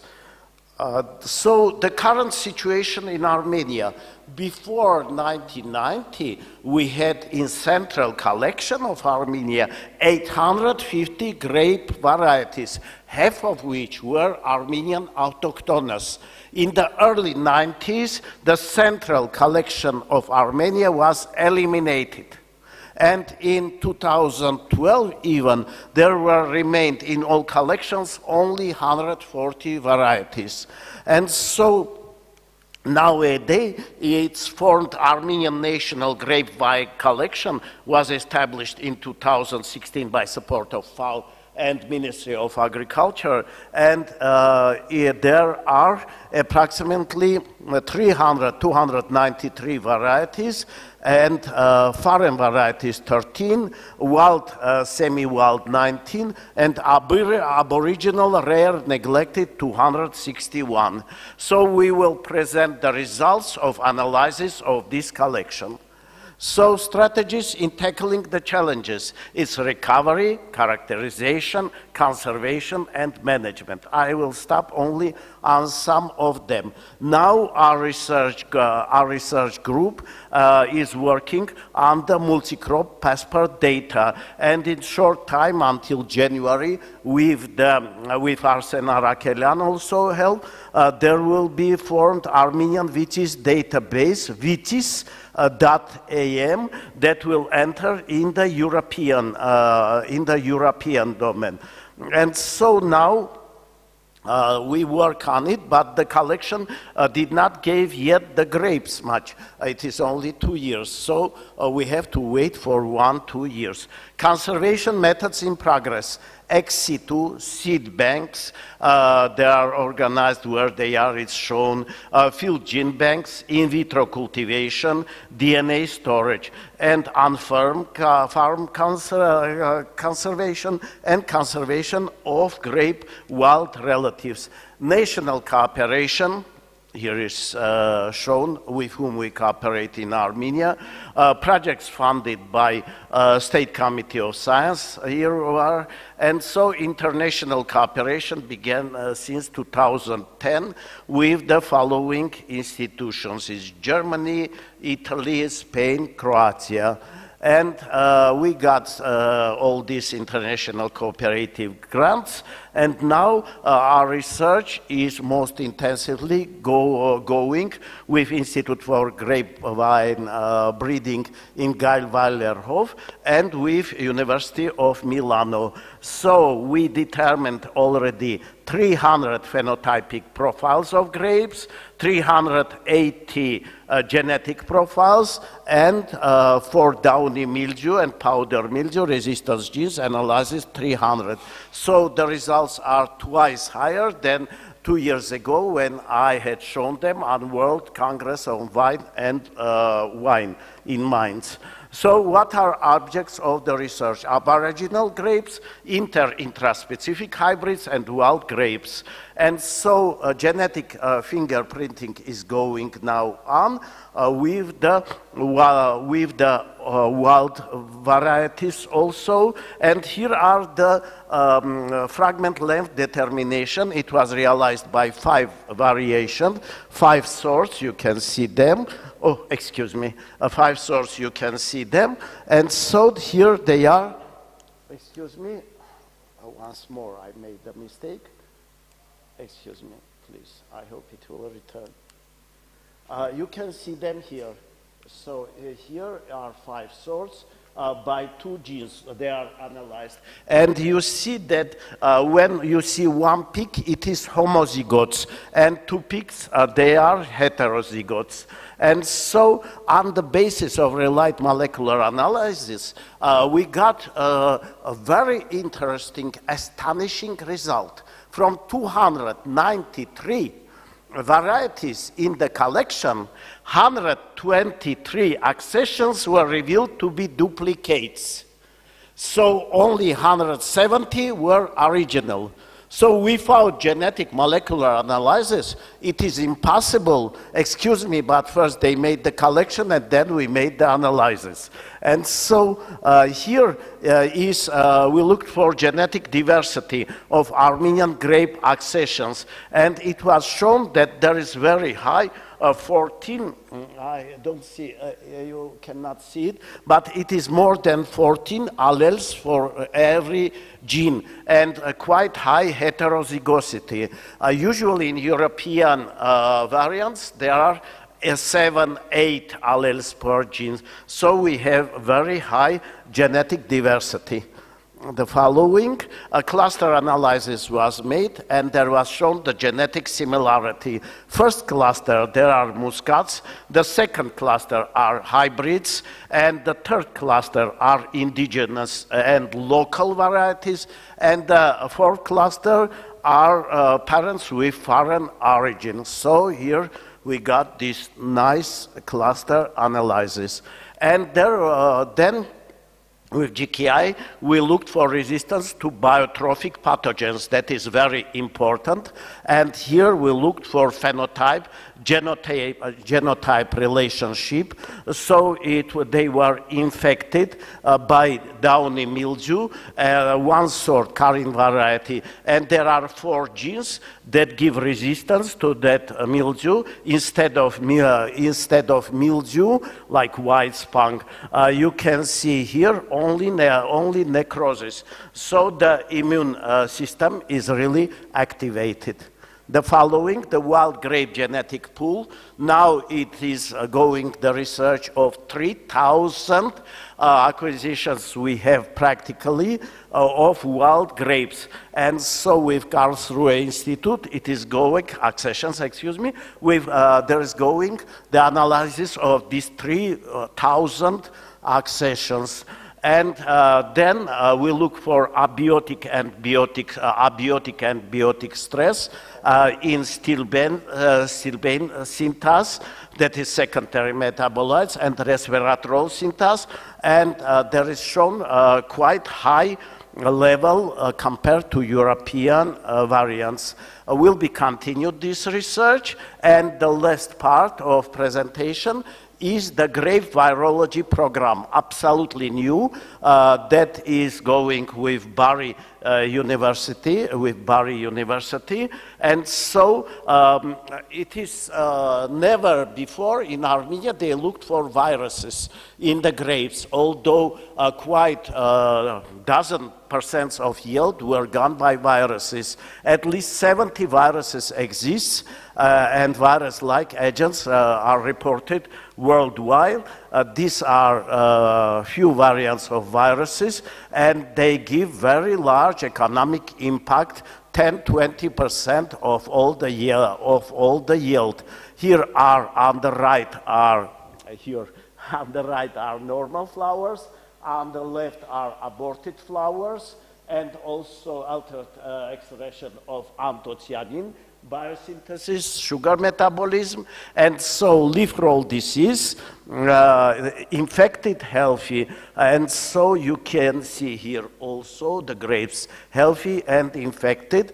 There is going now molecular analysis of grapevine viruses, and so very preliminary results with Minafra from Barry, that there are already 5 viruses different found in grapes and many viroids, the new results. And what are our conclusions? Based on realized research, the main outcomes for practical viticulture and winemaking are true-to-type material for establishment of new vineyards, virus-free plant material for sustainable production of wine and wine sectors, then plant material for resistance breeding, new genotypes for wine companies, and research-based knowledge for practical applications of more effective and environmental friendly, it's a very fancy word, wine and wine production in Armenia. So, although we are down to earth, but it is engineering the evolution.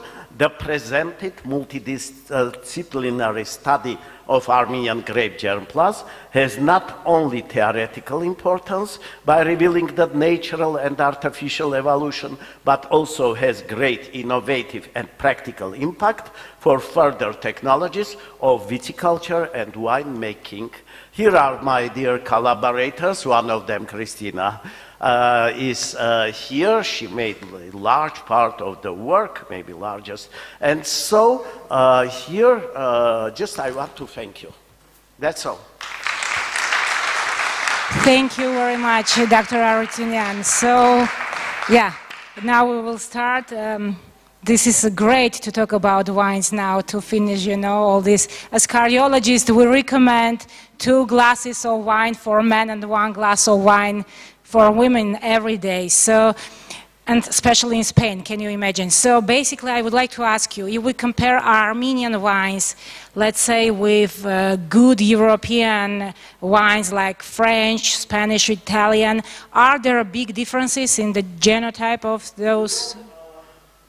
I shall not say to moderator, very good question, but it is really because Armenian wines are really absolutely isolated. Because of mountains, Armenian, Georgian wines, Iranian, they are absolutely isolated from each other. And so we have many differences with European grapes first, because we have practically only the hybrids has some part of European grapes, and so I had shown that there is a high level of polyphenols in Armenian grapes. There is a high level of alleles of the genes, twice higher almost than in European grapes, and that's why Europeans are greatly interested. And we are in COAST initiative for many years. We were now in few initiatives because they are interested, especially they have the copy of all our grapes. The girls are working in all European countries. And so what is the most interesting? That they demand us for the wild ancestors because they have very many positive features. So that is really now we are demanded for further selection problems. That's very great. So questions? Yeah, please. Really amazing story and delicious. So I have 2 questions. First is, have you tried to collaborate with Georgians on very similar genotyping in Georgia? Because there must be some similarities. It's very similar regions. In fact, there are certain regions of winemaking that is predominantly Armenian, but it's in Georgian territory. This is a hard question. So that's the first question. Good question. And the second question is related, it's more scientific. So why you look at resveratrol synthase as one of the markers? I thought it has been shown that resveratrol has nothing to do with longevity for humans or resveratrol synthase. Why do you care about resveratrol synthase? Why do you care for resveratrol synthase? Why you think that the resveratrol, why it's important for you? Resveratrol. Do you know, I can say that the first with Georgian grapes relation, because we have very good partner, excellent partner in Georgia, David Magradze, who is responsible for the Georgian grapes. There is printed a book where Georgian and Armenian grapes are presented, the Transcaucasian grapes, but really they are different clones. They are different variants, so not many repeats, not many duplicates. Why resveratrol? We don't look specially for resveratrol. Resveratrol was just entered in the steel beans, group because now they are contradictory. I understand you. Now they are contradictory ideas about resveratrol. They found it's not so you need to drink 20 liters of wine to get the dose of resveratrol. But however, it is one of polyphenols, and so we had done, Christina had done the research of 300 varieties for polyphenols research, and she found some varieties, for example, Carbrahute, which are champions by polyphenols. So it's just part of the research, nothing very special. Yes? Thank you for a question. Concerning resveratrol, I just returned from Germany, and we are looking on genes because they found that wild grapes especially have a really resistance against biotic and abiotic stress, and the central elements of it, there are resveratrol and stilbenes. And now I'm looking on gene expression. I make biotic and abiotic stress of Armenian wild grapes, and we found really, in some cases, about 150 times fold high level of expression, even in comparison with the European positive controls. And it just started ongoing activity. So. I was just informed that after we will have like a panel discussion, so maybe you can do the questions later. Let's move on with the third. Thank you very much, Dr. Arutunian. So let's move on with the next presenter, Dr. Karen Truchan. He is Director of Microbial Biotechnologies and Biofuel Innovation Center in Yerevan State University again.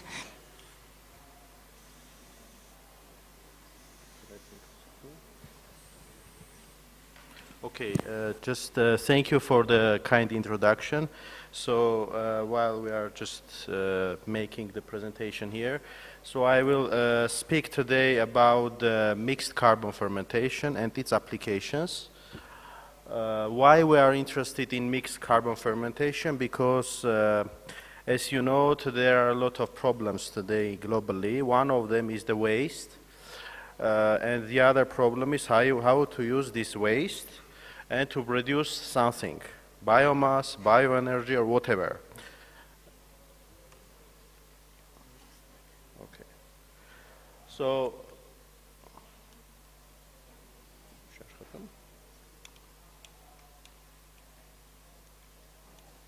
okay, I will just do it here, yeah?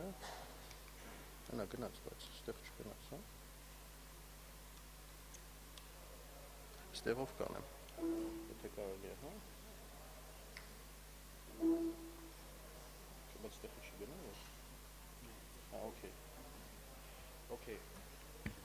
So, As you know, the total annual production of biomass is around 100 billion tons per year, and the energy reserve per metric ton of biomass is about 1.5 to 3 kilowatts per hour. So regarding the energy, how much energy we can produce from biomass. And for example, in US, there is an 11,000 megawatt produces the energy, and it's very 1.4%, it's not so much.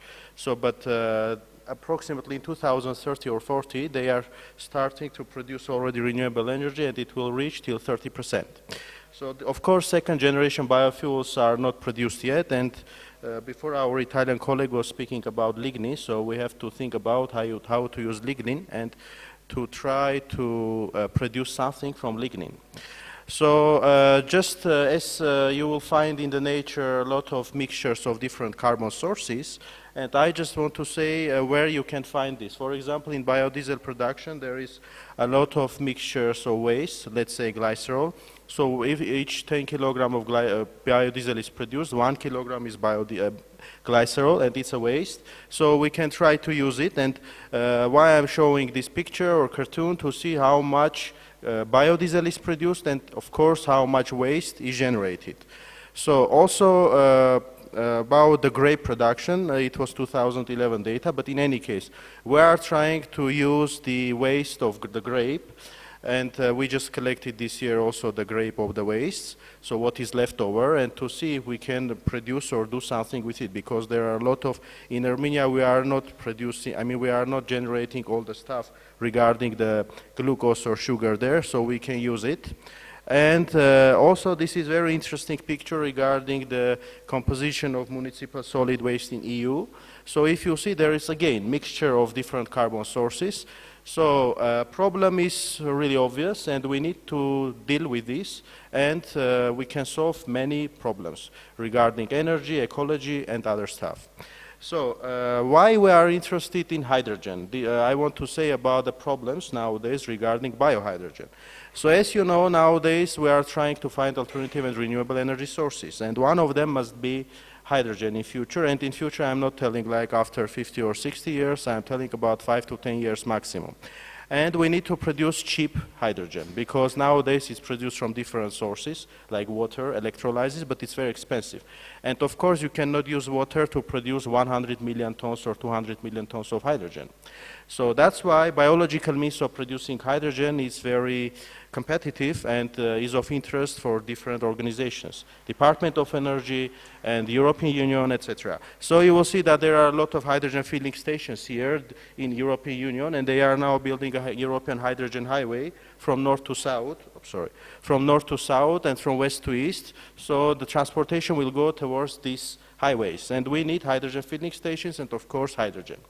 So, of course, in US also there are a lot of hydrogen filling stations, especially in California. So they are building around 200 hydrogen filling stations, and it's suggested already, or they have a plan to build more than 500 till 2030. So, not to be fantastic, I have to say that there are cars, commercial cars, Toyota Mirai, which is working on hydrogen, buses, Post in England on left side down, and of course BMW. So in 2016 there was a hydrogen congress, World Hydrogen Congress in Zaragoza, so I drove this car, so because I was not also believing how it will be, and of course it's really better. And just to say the price, for 9 euros you can drive 650 kilometers. So this is really very cheap, and the future I think is for hydrogen economy. So now there is also a pipeline in European Union, around 3,000 kilometers of hydrogen pipeline already built between Belgium and Netherlands. So, and you know that if you burn hydrogen, you will have just water, and that's why this is ecologically clean. The other important point is if you burn hydrogen, you will get 3 times more energy than oil and gas. So really hydrogen is very interesting source of alternative energy. So how to produce it? So we are coming to science and what we suggest. So when you have fermentation, you always have hydrogen, depending, of course, which strain, but usually mixed acid fermentation, you will have different end products and, of course, hydrogen. So depending on which carbon source, the end products are different, but we are interested, of course, in only hydrogen nowadays.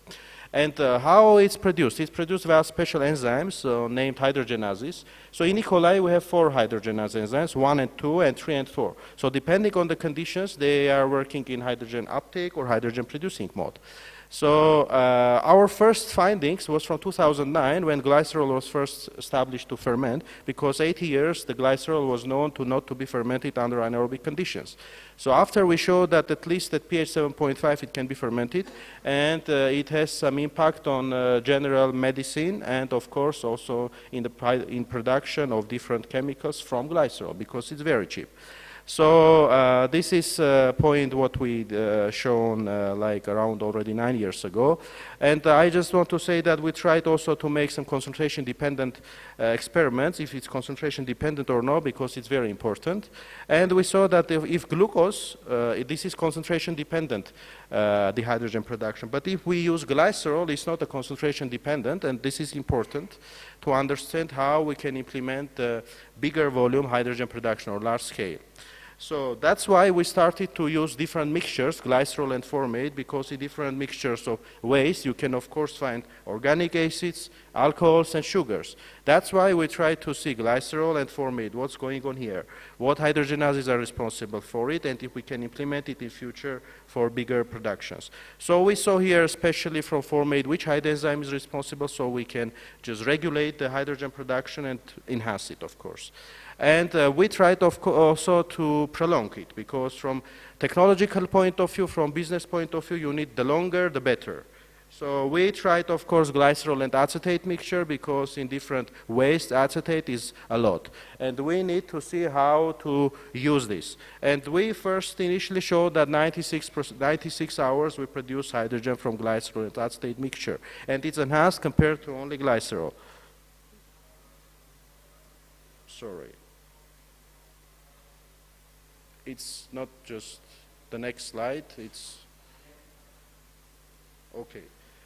So, from scientific point of view, from general biology, we proposed a model how we can implement our data and in application and in general scientific bioenergetics or biology or physiology. So we proposed a model how to disrupt the cell energetics, like the interaction of FOF1 ATPase, TRK, and hydrogenases, and to see. From medical point of view, maybe there is a target for medicine. If we have anaerobic bacteria, we can use this model, and if we disrupt one of the enzymes, so we can generate less ATPase, or we can generate less ATP energy from ATP hydrolysis. So this is one point of view. But we are interested, of course, in hydrogen production, and to enhance it via also having like engineering the evolution towards hydrogen production.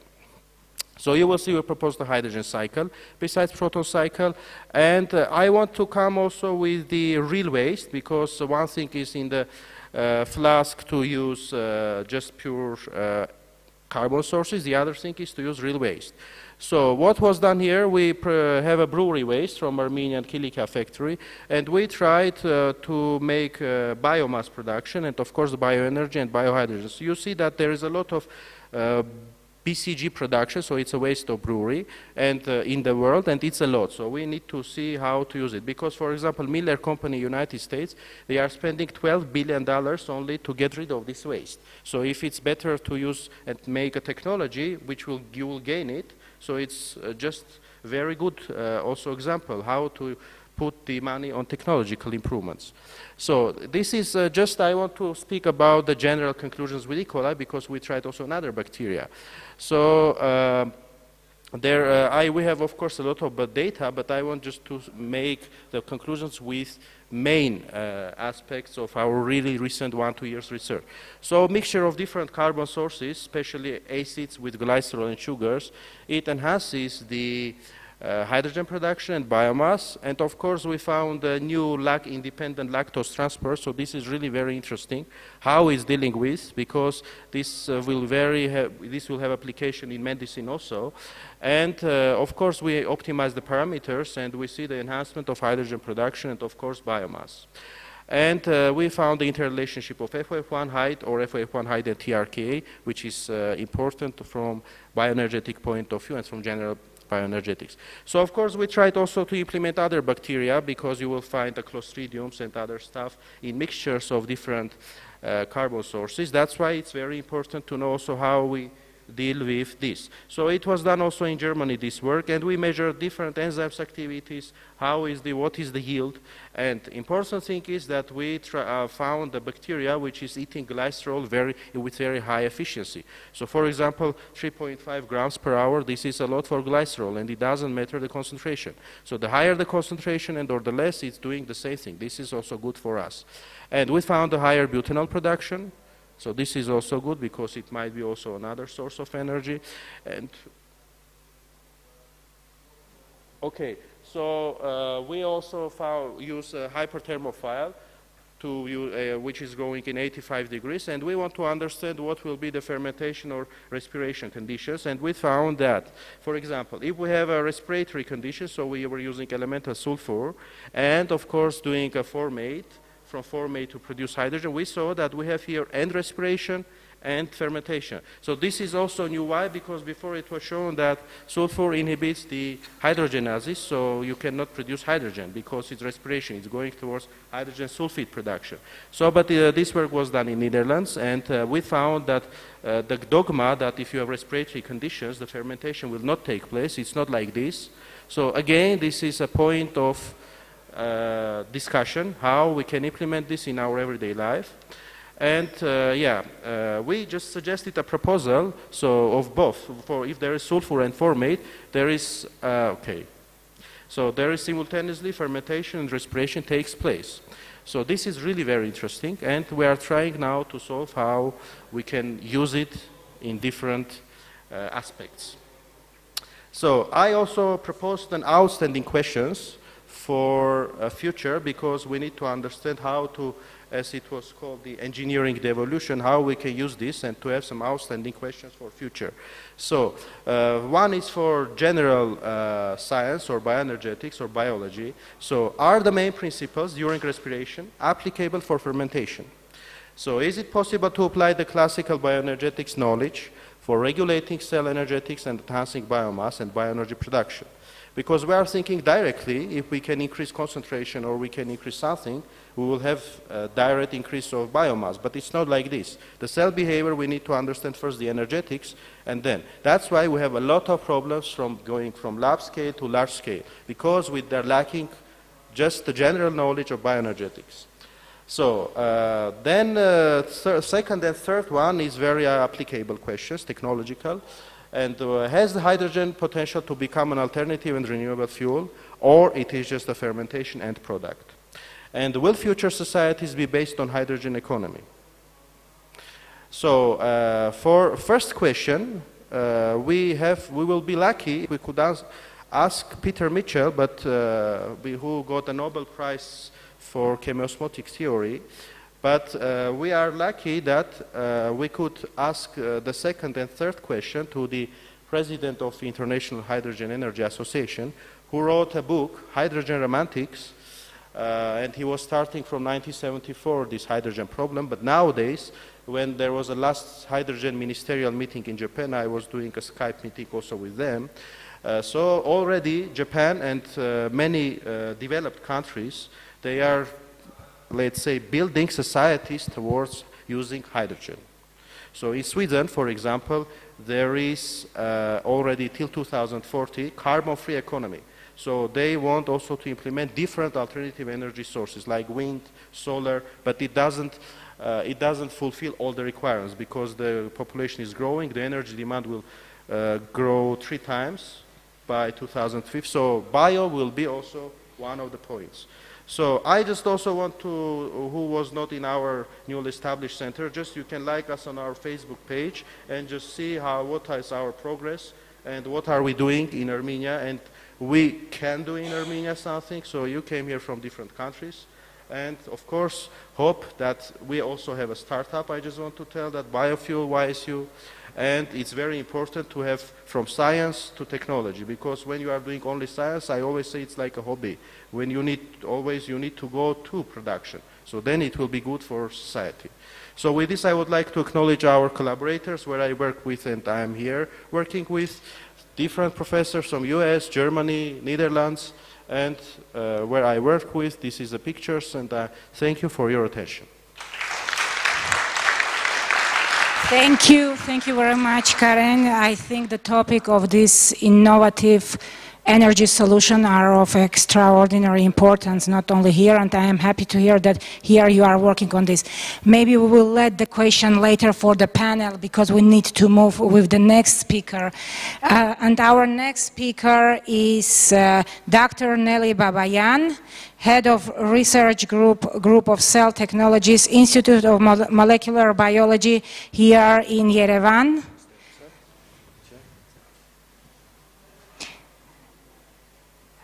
And she will talk about polymeric nanomaterials obtained by thin film and self-assembly technologies as targeted anti-tumor drug delivery system in vitro studies. Please start. Thank you. It's an honor to participate in such global event.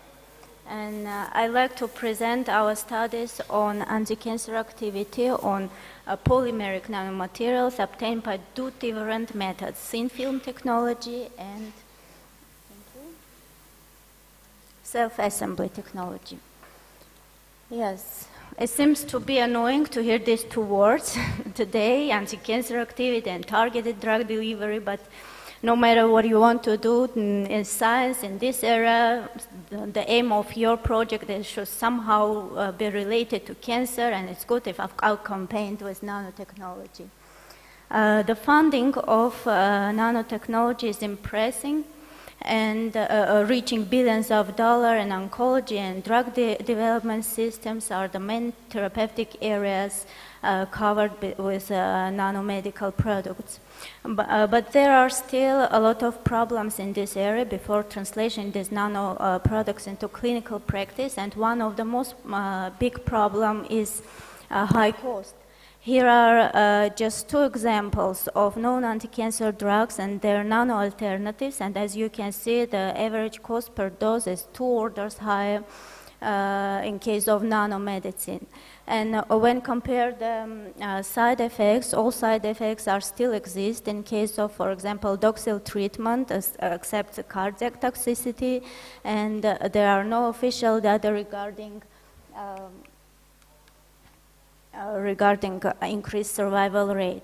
And the common side effects also expressed in case, for example, Abraxane treatment, but the official report was made regarding increased survival rate. As you can see, patients treated with paclitaxel die in 10 months, whereas Abraxane treated patients die in 12 months, so not so impressive.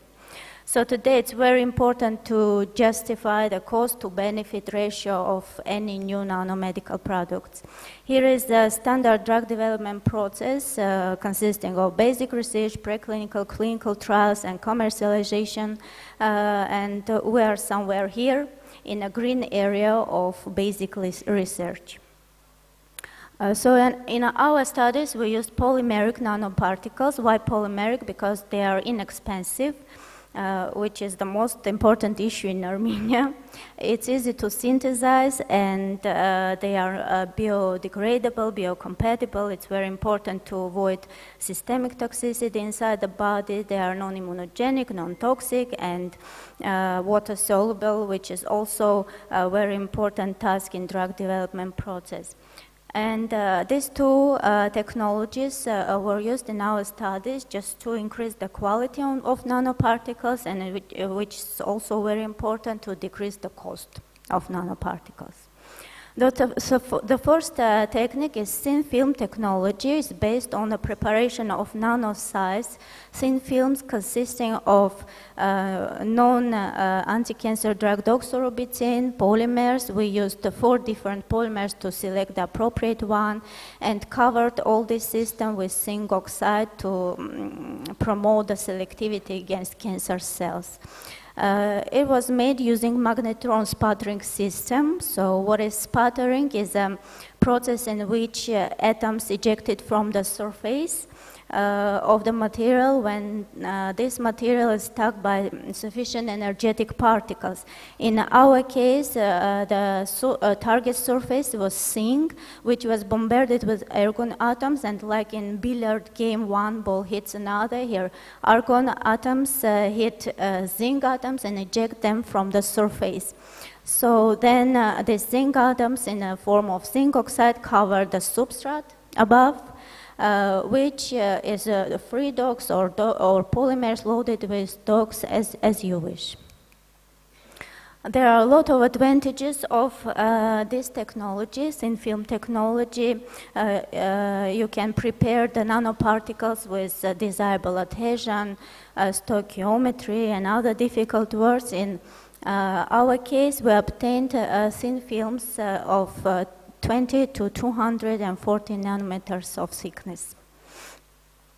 So the physical and chemical characterization was made, for example, molecular weight, functional groups, structural characteristics, and here you can see the absorption curves of some of them, not all of them. The green one, for example, it's a free DOCs, and a light and dark green is a polymer loaded with DOCs, and the dark green, for example, line is the same covered with zinc oxide, and the conclusion can be drawn from here that the deposition of zinc oxide promotes the strengthening of interaction between polymer and DOCs.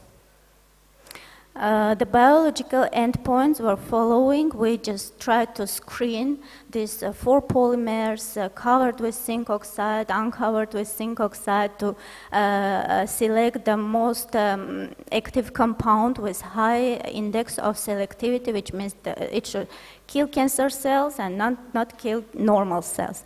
Then we performed some mechanistic studies and small in vivo investigation. Here are just some results of screening, and I just want to show that the gray line, for example, polymers are non-toxic for both types of cells, and in a green frame you can see the compound which we selected as the most active because it has a very high selectivity index.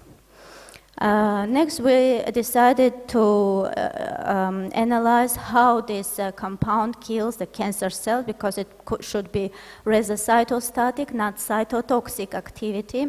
It should stop the cell division, and here you can see the cells, cancer cells, distribution in cell cycle, and you can see that our nanocomposite arrests the cells in a S-phase of cell cycle. And perhaps the reason of this S-phase cell cycle arrest is a cross-link formation, which we have shown in our next experiments using COMET assay. Here you can see the nuclei of cancer cells. The first image is control. The second image, the nucleus after particular treatment, and which induced DNA fragmentation. And you can see the fragmented DNA migrated out of the nucleus, forming this comet-like shape. And third and fourth images are cells treated with DOCs or nano-DOCs. And you can see that there are no fragmented DNA parts in the tail, so we can make the conclusion that the cross-link formation is a mechanism of this activity. And you can see that the activity of nano-DOCs is much higher. The decrease is 40% in comparison with DOCs. In vivo experiments were performed using mice bearing acidic early carcinoma, and as an endpoint for anti-cancer activity, we analyzed the lifespan. So here you can see the free dogs which increased the lifespan. We also tested dogs with only zinc oxide covering or polymers loaded with dogs and all together. And as you can see, the second graph, the best effect was observed in case of polymer-loaded dogs and covered with zinc oxide, where the lifespan increased by a factor by 2.5. Also, we decided to analyze the dependence of anti-cancer activity on thin film thickness. And as you can see, smaller size doesn't mean better effect. So the optimal size for our nanocomposite was 180 nanometer.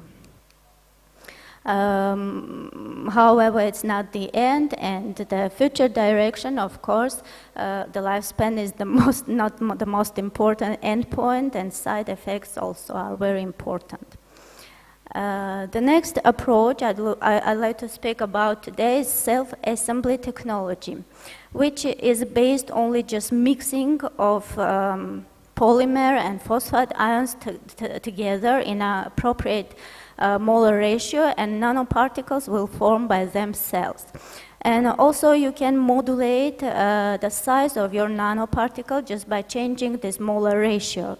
So everything is very easy. In our studies, we used a very known polymer, PAH, and tried to encapsulate in this polymeric nanoparticle the CRISPR-Cas DNA plasmid. And again, because of the electrostatic interaction, plasmid has negative charge, polymers are positive. You just mix these two components together, and nanoparticles loaded with DNA plasmid form by themselves. Its advantages are obvious, so it's easiest and cheapest way to prepare nanoparticles with desirable characteristics. We used nanoparticles from 60 to 80 nanometers in size. Here you can see our nanoparticles, but the aim was to prepare pH-sensitive nanoparticles, semi-smart nanoparticles.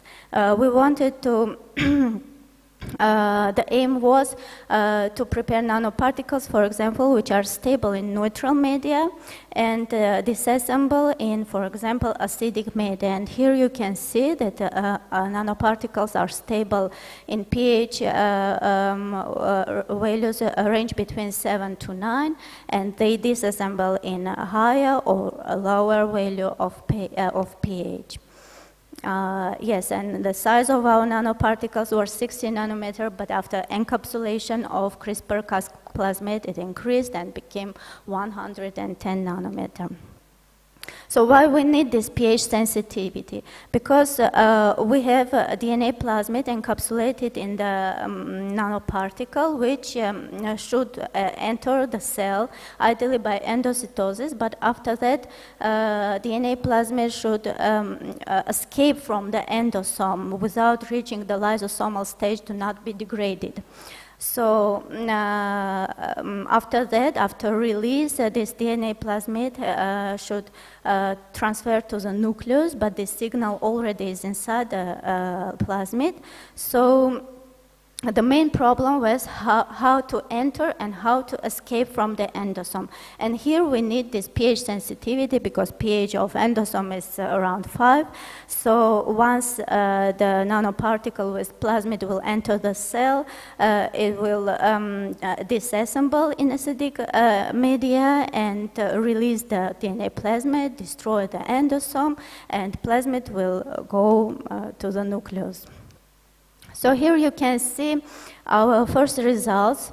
here you can see the colocalization of the green is early endosomes and red is nanoparticles, and you can see grid colocalization, this early endosomes with nanoparticles after 2 hours of incubation. The lower images are lysosomes, again green and nanoparticles red, but here you can see very poor colocalization. And on these images, you can see the colocalization of nanoparticles and CRISPR-Cas plasmids, so they are inside and they are together inside the cell, and you can see only green dots, which means that DNA plasmid released from the nanoparticles, and here you can see the green fluorescent protein as a result of CRISPR-Cas delivery and successful transfection. So to prepare ideal nanoparticles is to effectively insert into the nanoparticle the drug and release this drug, but also very important to target this nanoparticle. Because if it doesn't have selectivity in vivo, we don't have anything, any effect. So the next step, maybe in next presentation, I can speak about conjugation of these nanoparticles with antibodies and other molecules to promote the cancer targeting. I'd like to thank Yerevan State University. They helped us in everything, and our collaborators. Without them, it would be impossible to speak about nanotechnologies in Armenia. And thank you for your attention. Thank you very much, Nelly. Yeah, definitely next year you can come and tell us the rest of the story. I would like to invite all the speakers to the panel. We have like about 10 minutes of discussion now. So please come up here to the, where is the fourth? Ah, perfect, great. You can, yeah, we have, I think we have our names there, so. So basically now we have to connect proteins, wine, bioenergy, and nanovesicles. I think the easiest way to do that, it's just this forum that I think we all are enjoying, right? So please, those of you who wanted to ask some questions before, you have a chance to do that now. Yeah, please. Are there microphones? Hello, a question to Dr. Aratunyan regarding genetic markers for disease susceptibility. There's one Armenian grapevine variety native to Vyacheslav called Voskahat. Can you hear me, sir?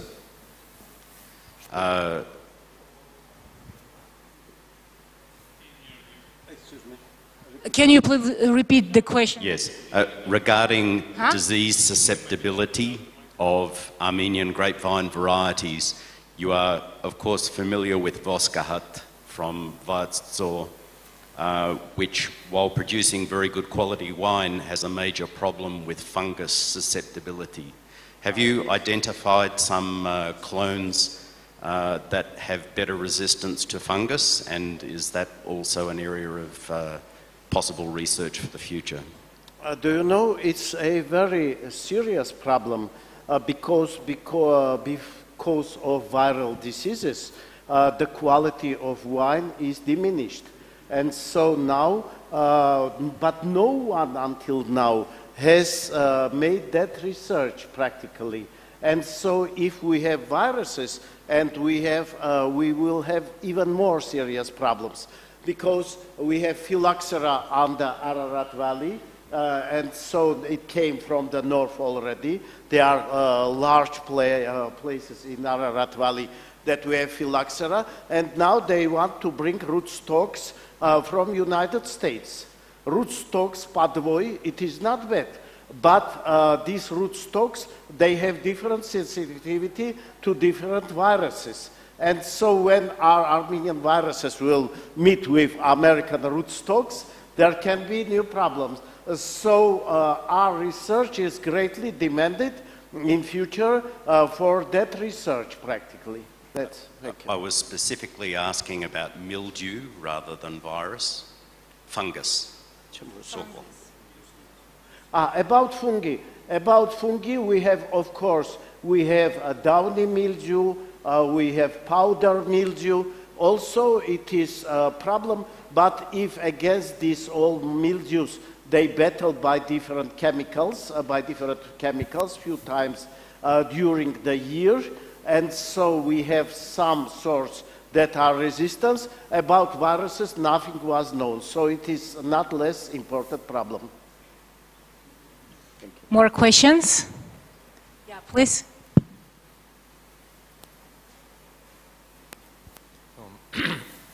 My question is for Karen. How do you compare hydrogen production from fermentation from bacteria and the one from using nitrogenesis from plant? So nitrogenesis from? Plant, so from plant root. So in the lab we don't use plants, but one of our groups is working with Rhodobacter spheroides, which has, of course, hydrogenases and nitrogenases. So, and if we have nitrogen-limited conditions, we have higher hydrogen production. So if no, it's working towards the other way. But in general, if you want to produce hydrogen from plants, from technological point of view and from price, it's very expensive because the bacteria are growing very fast. You can genetically manipulate, have a metabolic engineering tool, and make your strain. With plants, it's very difficult, and in some cases, it doesn't make sense to put a plant.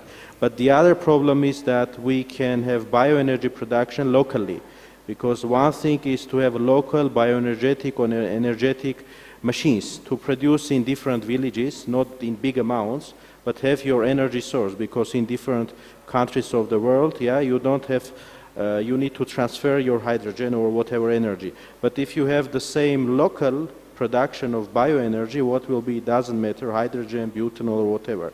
So that's why it's better to use bacteria and to produce the bioenergy and biomass also locally. So coming to your question about comparison. So nowadays we are comparing, for example, algae, because algae is one of the main competitors. But the problem with algae is that it's causing always against a lot of viruses, and it's open ponds.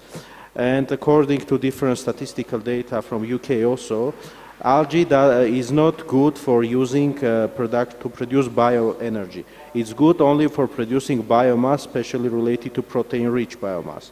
That's why, and also from 2004 Department of Energy report from US, it's written that we need to produce hydrogen from bacteria, especially using dark fermentation. So how and what, this is the challenge, according to their research, of course. Can I do another question? Yeah, sure. Gimble? When you are checking nature, the main drawback is that you see what is more frequent. So if you are using the PDB, you are checking for the most frequent structure available. So is your method able to identify also unusual structure, like an open sandwich structure, classical example? Yeah, no, that's a very good question. So if you look at just, I don't know if everyone heard, but basically isn't a problem with the method that you're constantly reusing very frequent structures. So sometimes that's exactly what you want, because you just want the thing to actually work.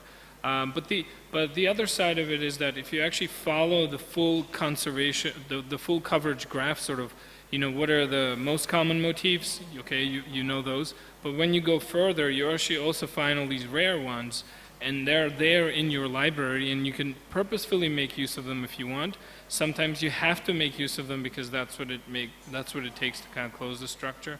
And then finally, when you are just presented with a template and you need to design, the way the method works, it identifies the closest matches to the structure that you can find.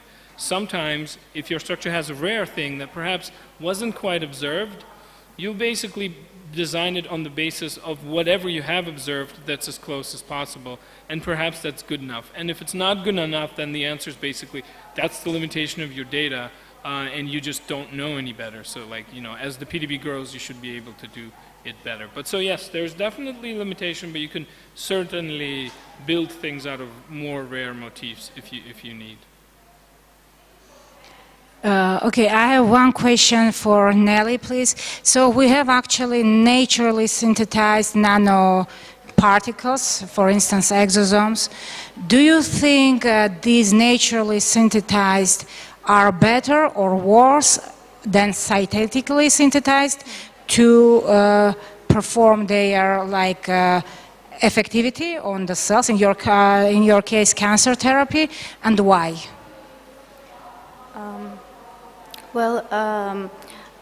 The main aim to synthesize these nanoparticles is to avoid the biodegradability, which means that immune system of the body will recognize a very artificial nanoparticle, but will not recognize the nanoparticle. But everything still should be checked because nanotoxicology is not well developed. So the toxicity of nanomaterials are based on their size, on their surface. Not the material is not so important. The reactivity of the surface and so on are more important. So they can be equal in activity or better, but everything depends on the size and physical, chemical characteristics. Yeah, because of the toxicity, because, for instance, fibroblast-secreted exosomes can be enriched with whatever you want, and then they are completely safe. So this is why is my... Yes, yeah. It solves a lot of problems at once. So yes, it's a very nice way to obtain nanoparticles. Any question more from the audience?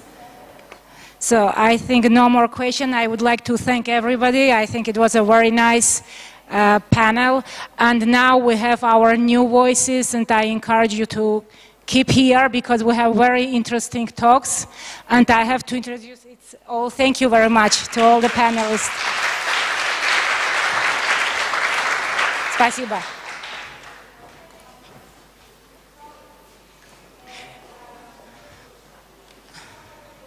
So I will introduce our next speaker, Mr. Eric Aznaurian. He is a PhD student in Zurich, in HT Zurich, and he will talk about genome scale discovery of novel human safe harbor sites.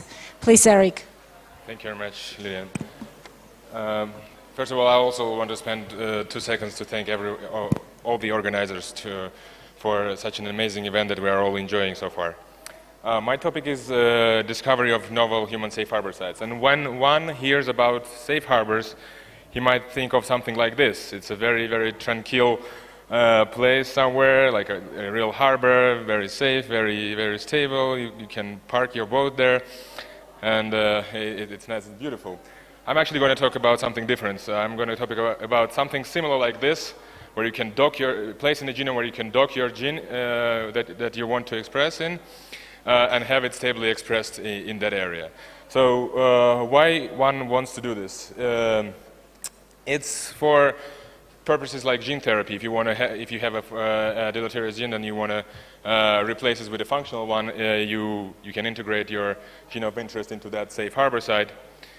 Other approaches is to, like, if you want to give a novel function to your cell of interest, you can integrate certain cassettes like this Yamanaka factor cassette and have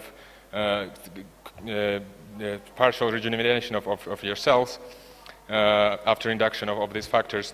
You can also create all kind of genetic circuits in your cells by integrating various components into these safe harbors that you discover. What I'm particularly interested in how these gene circuits can be applied to T cells. I'm working in an immunology lab, and this is of particular interest for immunologists, how you can create CAR T cells with various circuitries responding to various elements in the environment that CAR T cells work in. And so there are some existing sites that are currently used in research, not in clinical practice. One is the AVS1 site, which is occasionally used by AV virus and integrates in very small amount of events. It integrates into in that area. CCR5 is another so-called safe harbor for research purposes, and it's one of the key. The CCR5 gene expresses one of the chemokines that's responsible for movement of the immune cells. And also there's the human version of ROSA26 locus, which is not very well described, but by homology from mouse to human, they found that these locus exist. And if you can see, all of these sites are in the very gene-dense regions, so you don't really want to use them for practice. Especially there, in the red, you see some proto-oncogenes that you don't want to upregulate when you integrate something there. And what ideally one wants to do is to have some place in a chromosome which corresponds to certain genomic safe harbor criteria, such as 50 kb away from any gene, 300 kb away from any cancer-related gene, and so on. You can see the list. Not super visible, but basically there are certain criteria that you have to satisfy to qualify for safe harbor, as described by some of the leaders in this research. And with my colleague and a friend, Elvira Kinzen, and also fellow NextGen member, we develop a computational platform to discover these sites in the genome and then test them individually based on the criteria that we initially established. And with this, we found many sites that are located in centromere, that are located in telomere, basically those areas that you don't expect to have any genes, so that's why it satisfied our criteria. But also there were some sites that were usable, and I think we're going to use. There were 25 sites that we're planning to interrogate. And basically what we're going to do, we're going to integrate a fluorescence reporter into those sites using CRISPR-Cas9 technology and just screen for those cells and those where integration actually leads to an expression of a certain gene. In this case, it's mRuby. And when we interrogated one of these sites so far, it's on the chromosome 3. We decided to start with the chromosome 3. You can actually, after 1 month post-integration to one of those sites, we still see the expression of the mRuby, as you see on the y-axis. It was maintained in HEC293 cells. I also tried it in Jurkat cells, and also saw maintenance of expression. So far it's promising and encouraging, and we think we can interrogate the other sites that we're going to systematically assess in the same manner, which will be to test the expression in those sites, but also we need to test safety, and safety will be done by RNA-seq experiments on the sites that we see expressing, and also we want to identify if those integrations in those areas cause any changes to the chromatin structure, and that will be those safety aspects will be assessed when we test all 22 sites so far. And with that, I want to conclude and thank everyone of you for joining, and also all members of the lab that I'm working in, specifically Professor Sai Reddy at ETH Zurich, that sponsors my PhD and provides a very exciting lab to work in. Thank you very much. And please allow me to introduce the next speaker is Dr. Ani Paloyan, who is senior researcher at SPS Arm Biotechnology of National Academy of Sciences, Republic of Armenia, assistant professor at the Yerevan State Medical University. Please.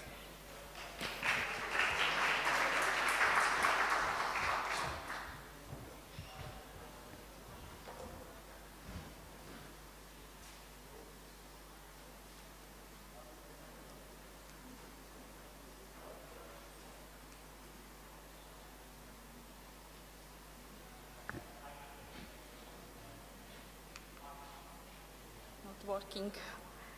So thank you for a very kind introduction. As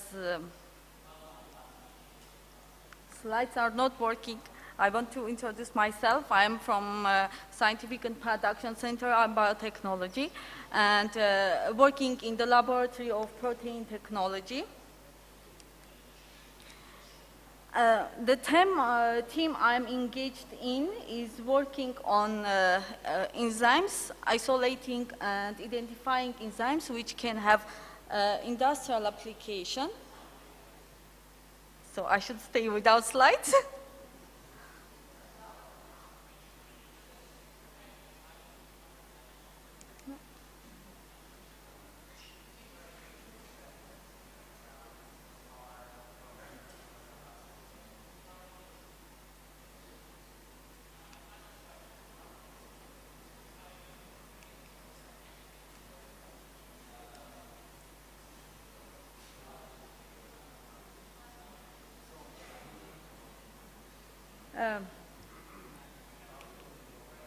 As I say, we are interested in enzymes, and we isolating enzymes and identifying enzymes which might have industrial application.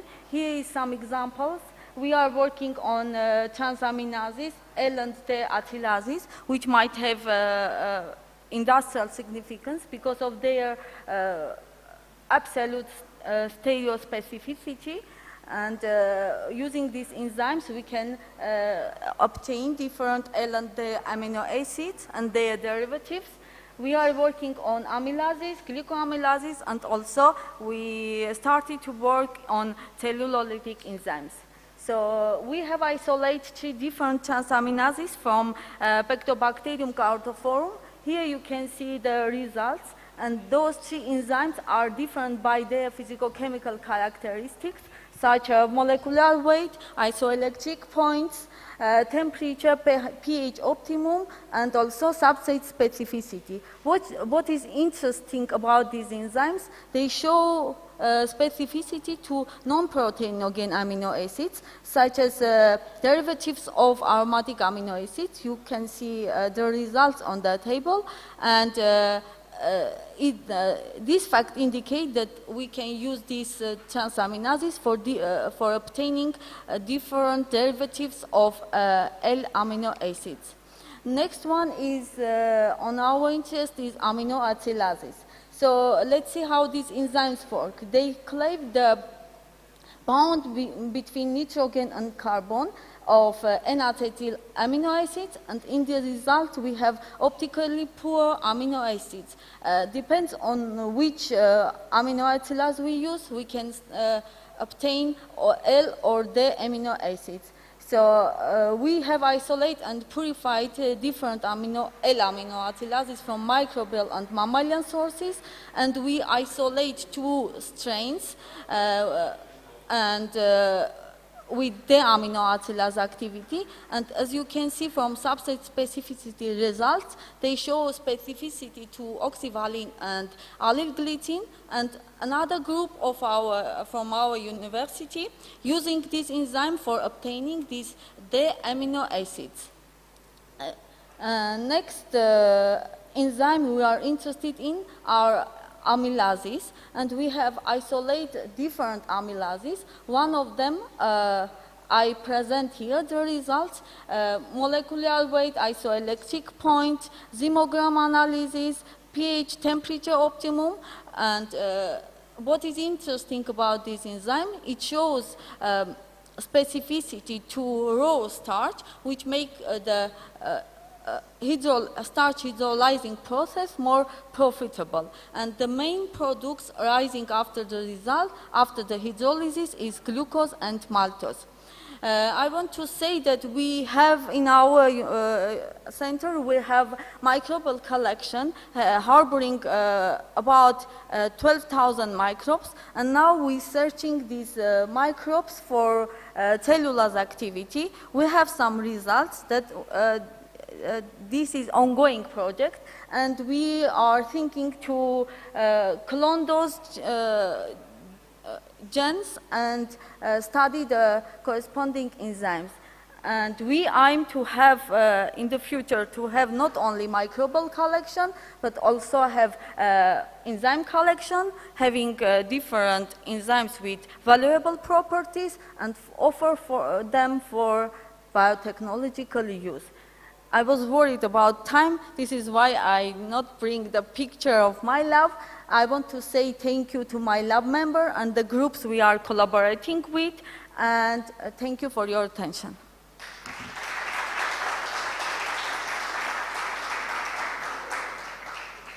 So let me to introduce to our next speaker, who is Mr. Joachim Krapsky from Russian Armenian University, Department of Biochemistry and Biotechnology, and he will talk about Pseudomonas and its receptors for multi-drug resistance. Thank you. Okay. Hello, everyone. First, I would like to thank all the organizers for this wonderful event and opportunity. So, who could have thought there could be a day where antibiotics could not be effective anymore? So, in 2017, the World Health Organization announced the list of the most dangerous bacteria, and among them is Pseudomonas aeruginosa, which is an opportunistic human pathogen. The central problem is that it affects patients suffering from AIDS, cancer, cystic fibrosis, people with implants, prosthetics, etc. It should be also noted, though it is hard to believe, but the hospital is the place where a lot of people can get infected by this bacteria. A hallmark of this bacteria is its ability to establish biofilm-based infections, which are difficult to eradicate. Biofilms are less susceptible to immune responses. Biofilms increase antibiotic tolerance by 1,000 times. And also, biofilm formation is regulated for quorum sensing, which is a cell-cell communication system of the bacteria. It has been shown through in vivo and in vitro experiments that transcriptional activated protein, LAS-R, regulates biofilm formation and virulence gene expression, which includes antibiotic and multi-drug resistance. So, LAS-R interacts with the native ligand, or the autoinducer, dimerizes, and then, in the end, interacts with the DNA and activates expression of pathogenicity genes, such as pyacyanin, hydrogen sand, and also the CRISPR-Cas adaptive immune system. But there is a caveat. The full 3D structure of the protein is not available because the full protein is not soluble, hence cannot be crystallized. So in our previous work, we reconstructed the missing DNA binding domain using homology modeling and then performed 100 nanoseconds of molecular dynamic simulations. The full structure served as the foundation for studying the interaction of taxifolin with LAS-R. Flavonoids have been shown to have antimicrobial activity, and taxifolin is one of them. Before moving on, I would like to mention two works, which are pure biochemical studies. In the first work, they show that hydroxyl group at position 7 in flavonoid is essential for inhibitory activity. They also suggest that the interaction is at a different site than the ligand-bind domain. They also show that it is not a competitive interaction, that it does not disrupt the dimerization, but yet it prevents the binding of LAS-R to the DNA. They deduce that flavonoids do not use the canonical binding site. And also, the authors note at low concentrations and only in the presence of the autoinducers, the flavonoids modestly activate the reporter strains. In another study, multiple antagonists bind to LAS-R, stabilize it, provoke an unnatural fault. This does not allow the binding of LAS-R promoter sequence to the DNA, but the antagonists do not affect the dimerization as well. They also provide additional evidence that LAS-R ligand complexes are reversible. So, we modeled the interaction of LAS-R with taxifolin with and without the hydroxyl group. The stage was performing blind docking using multiple docking programs, a sort of multi-docking which resembles machine learning. In both cases, as suggests, there are two binding sites. One corresponds to the interaction with the ligand-bind domain, and the other corresponds to the interaction with the short linker region between ligand and DNA binding domain. After that, the centroid conformations were extracted and used for molecular dynamic simulations. An aggregate of 7.6 microseconds of simulations were performed. And it appears the hydroxyl group ensures the big changes in the conformation of LAS-R protein, but it's not sufficient to explain the inhibitory activity.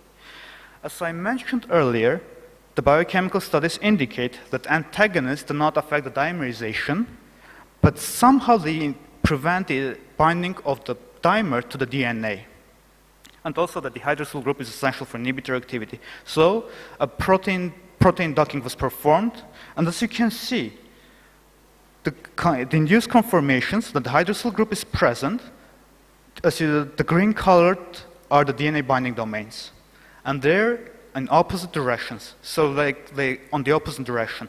And this actually could explain how the flavonoids prevent the binding of LAS-R to the DNA, and those prevent gene expression.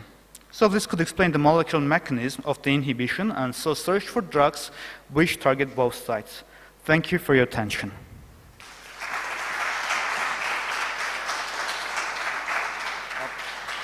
Thank you. Let me say once more thank you to all our speakers.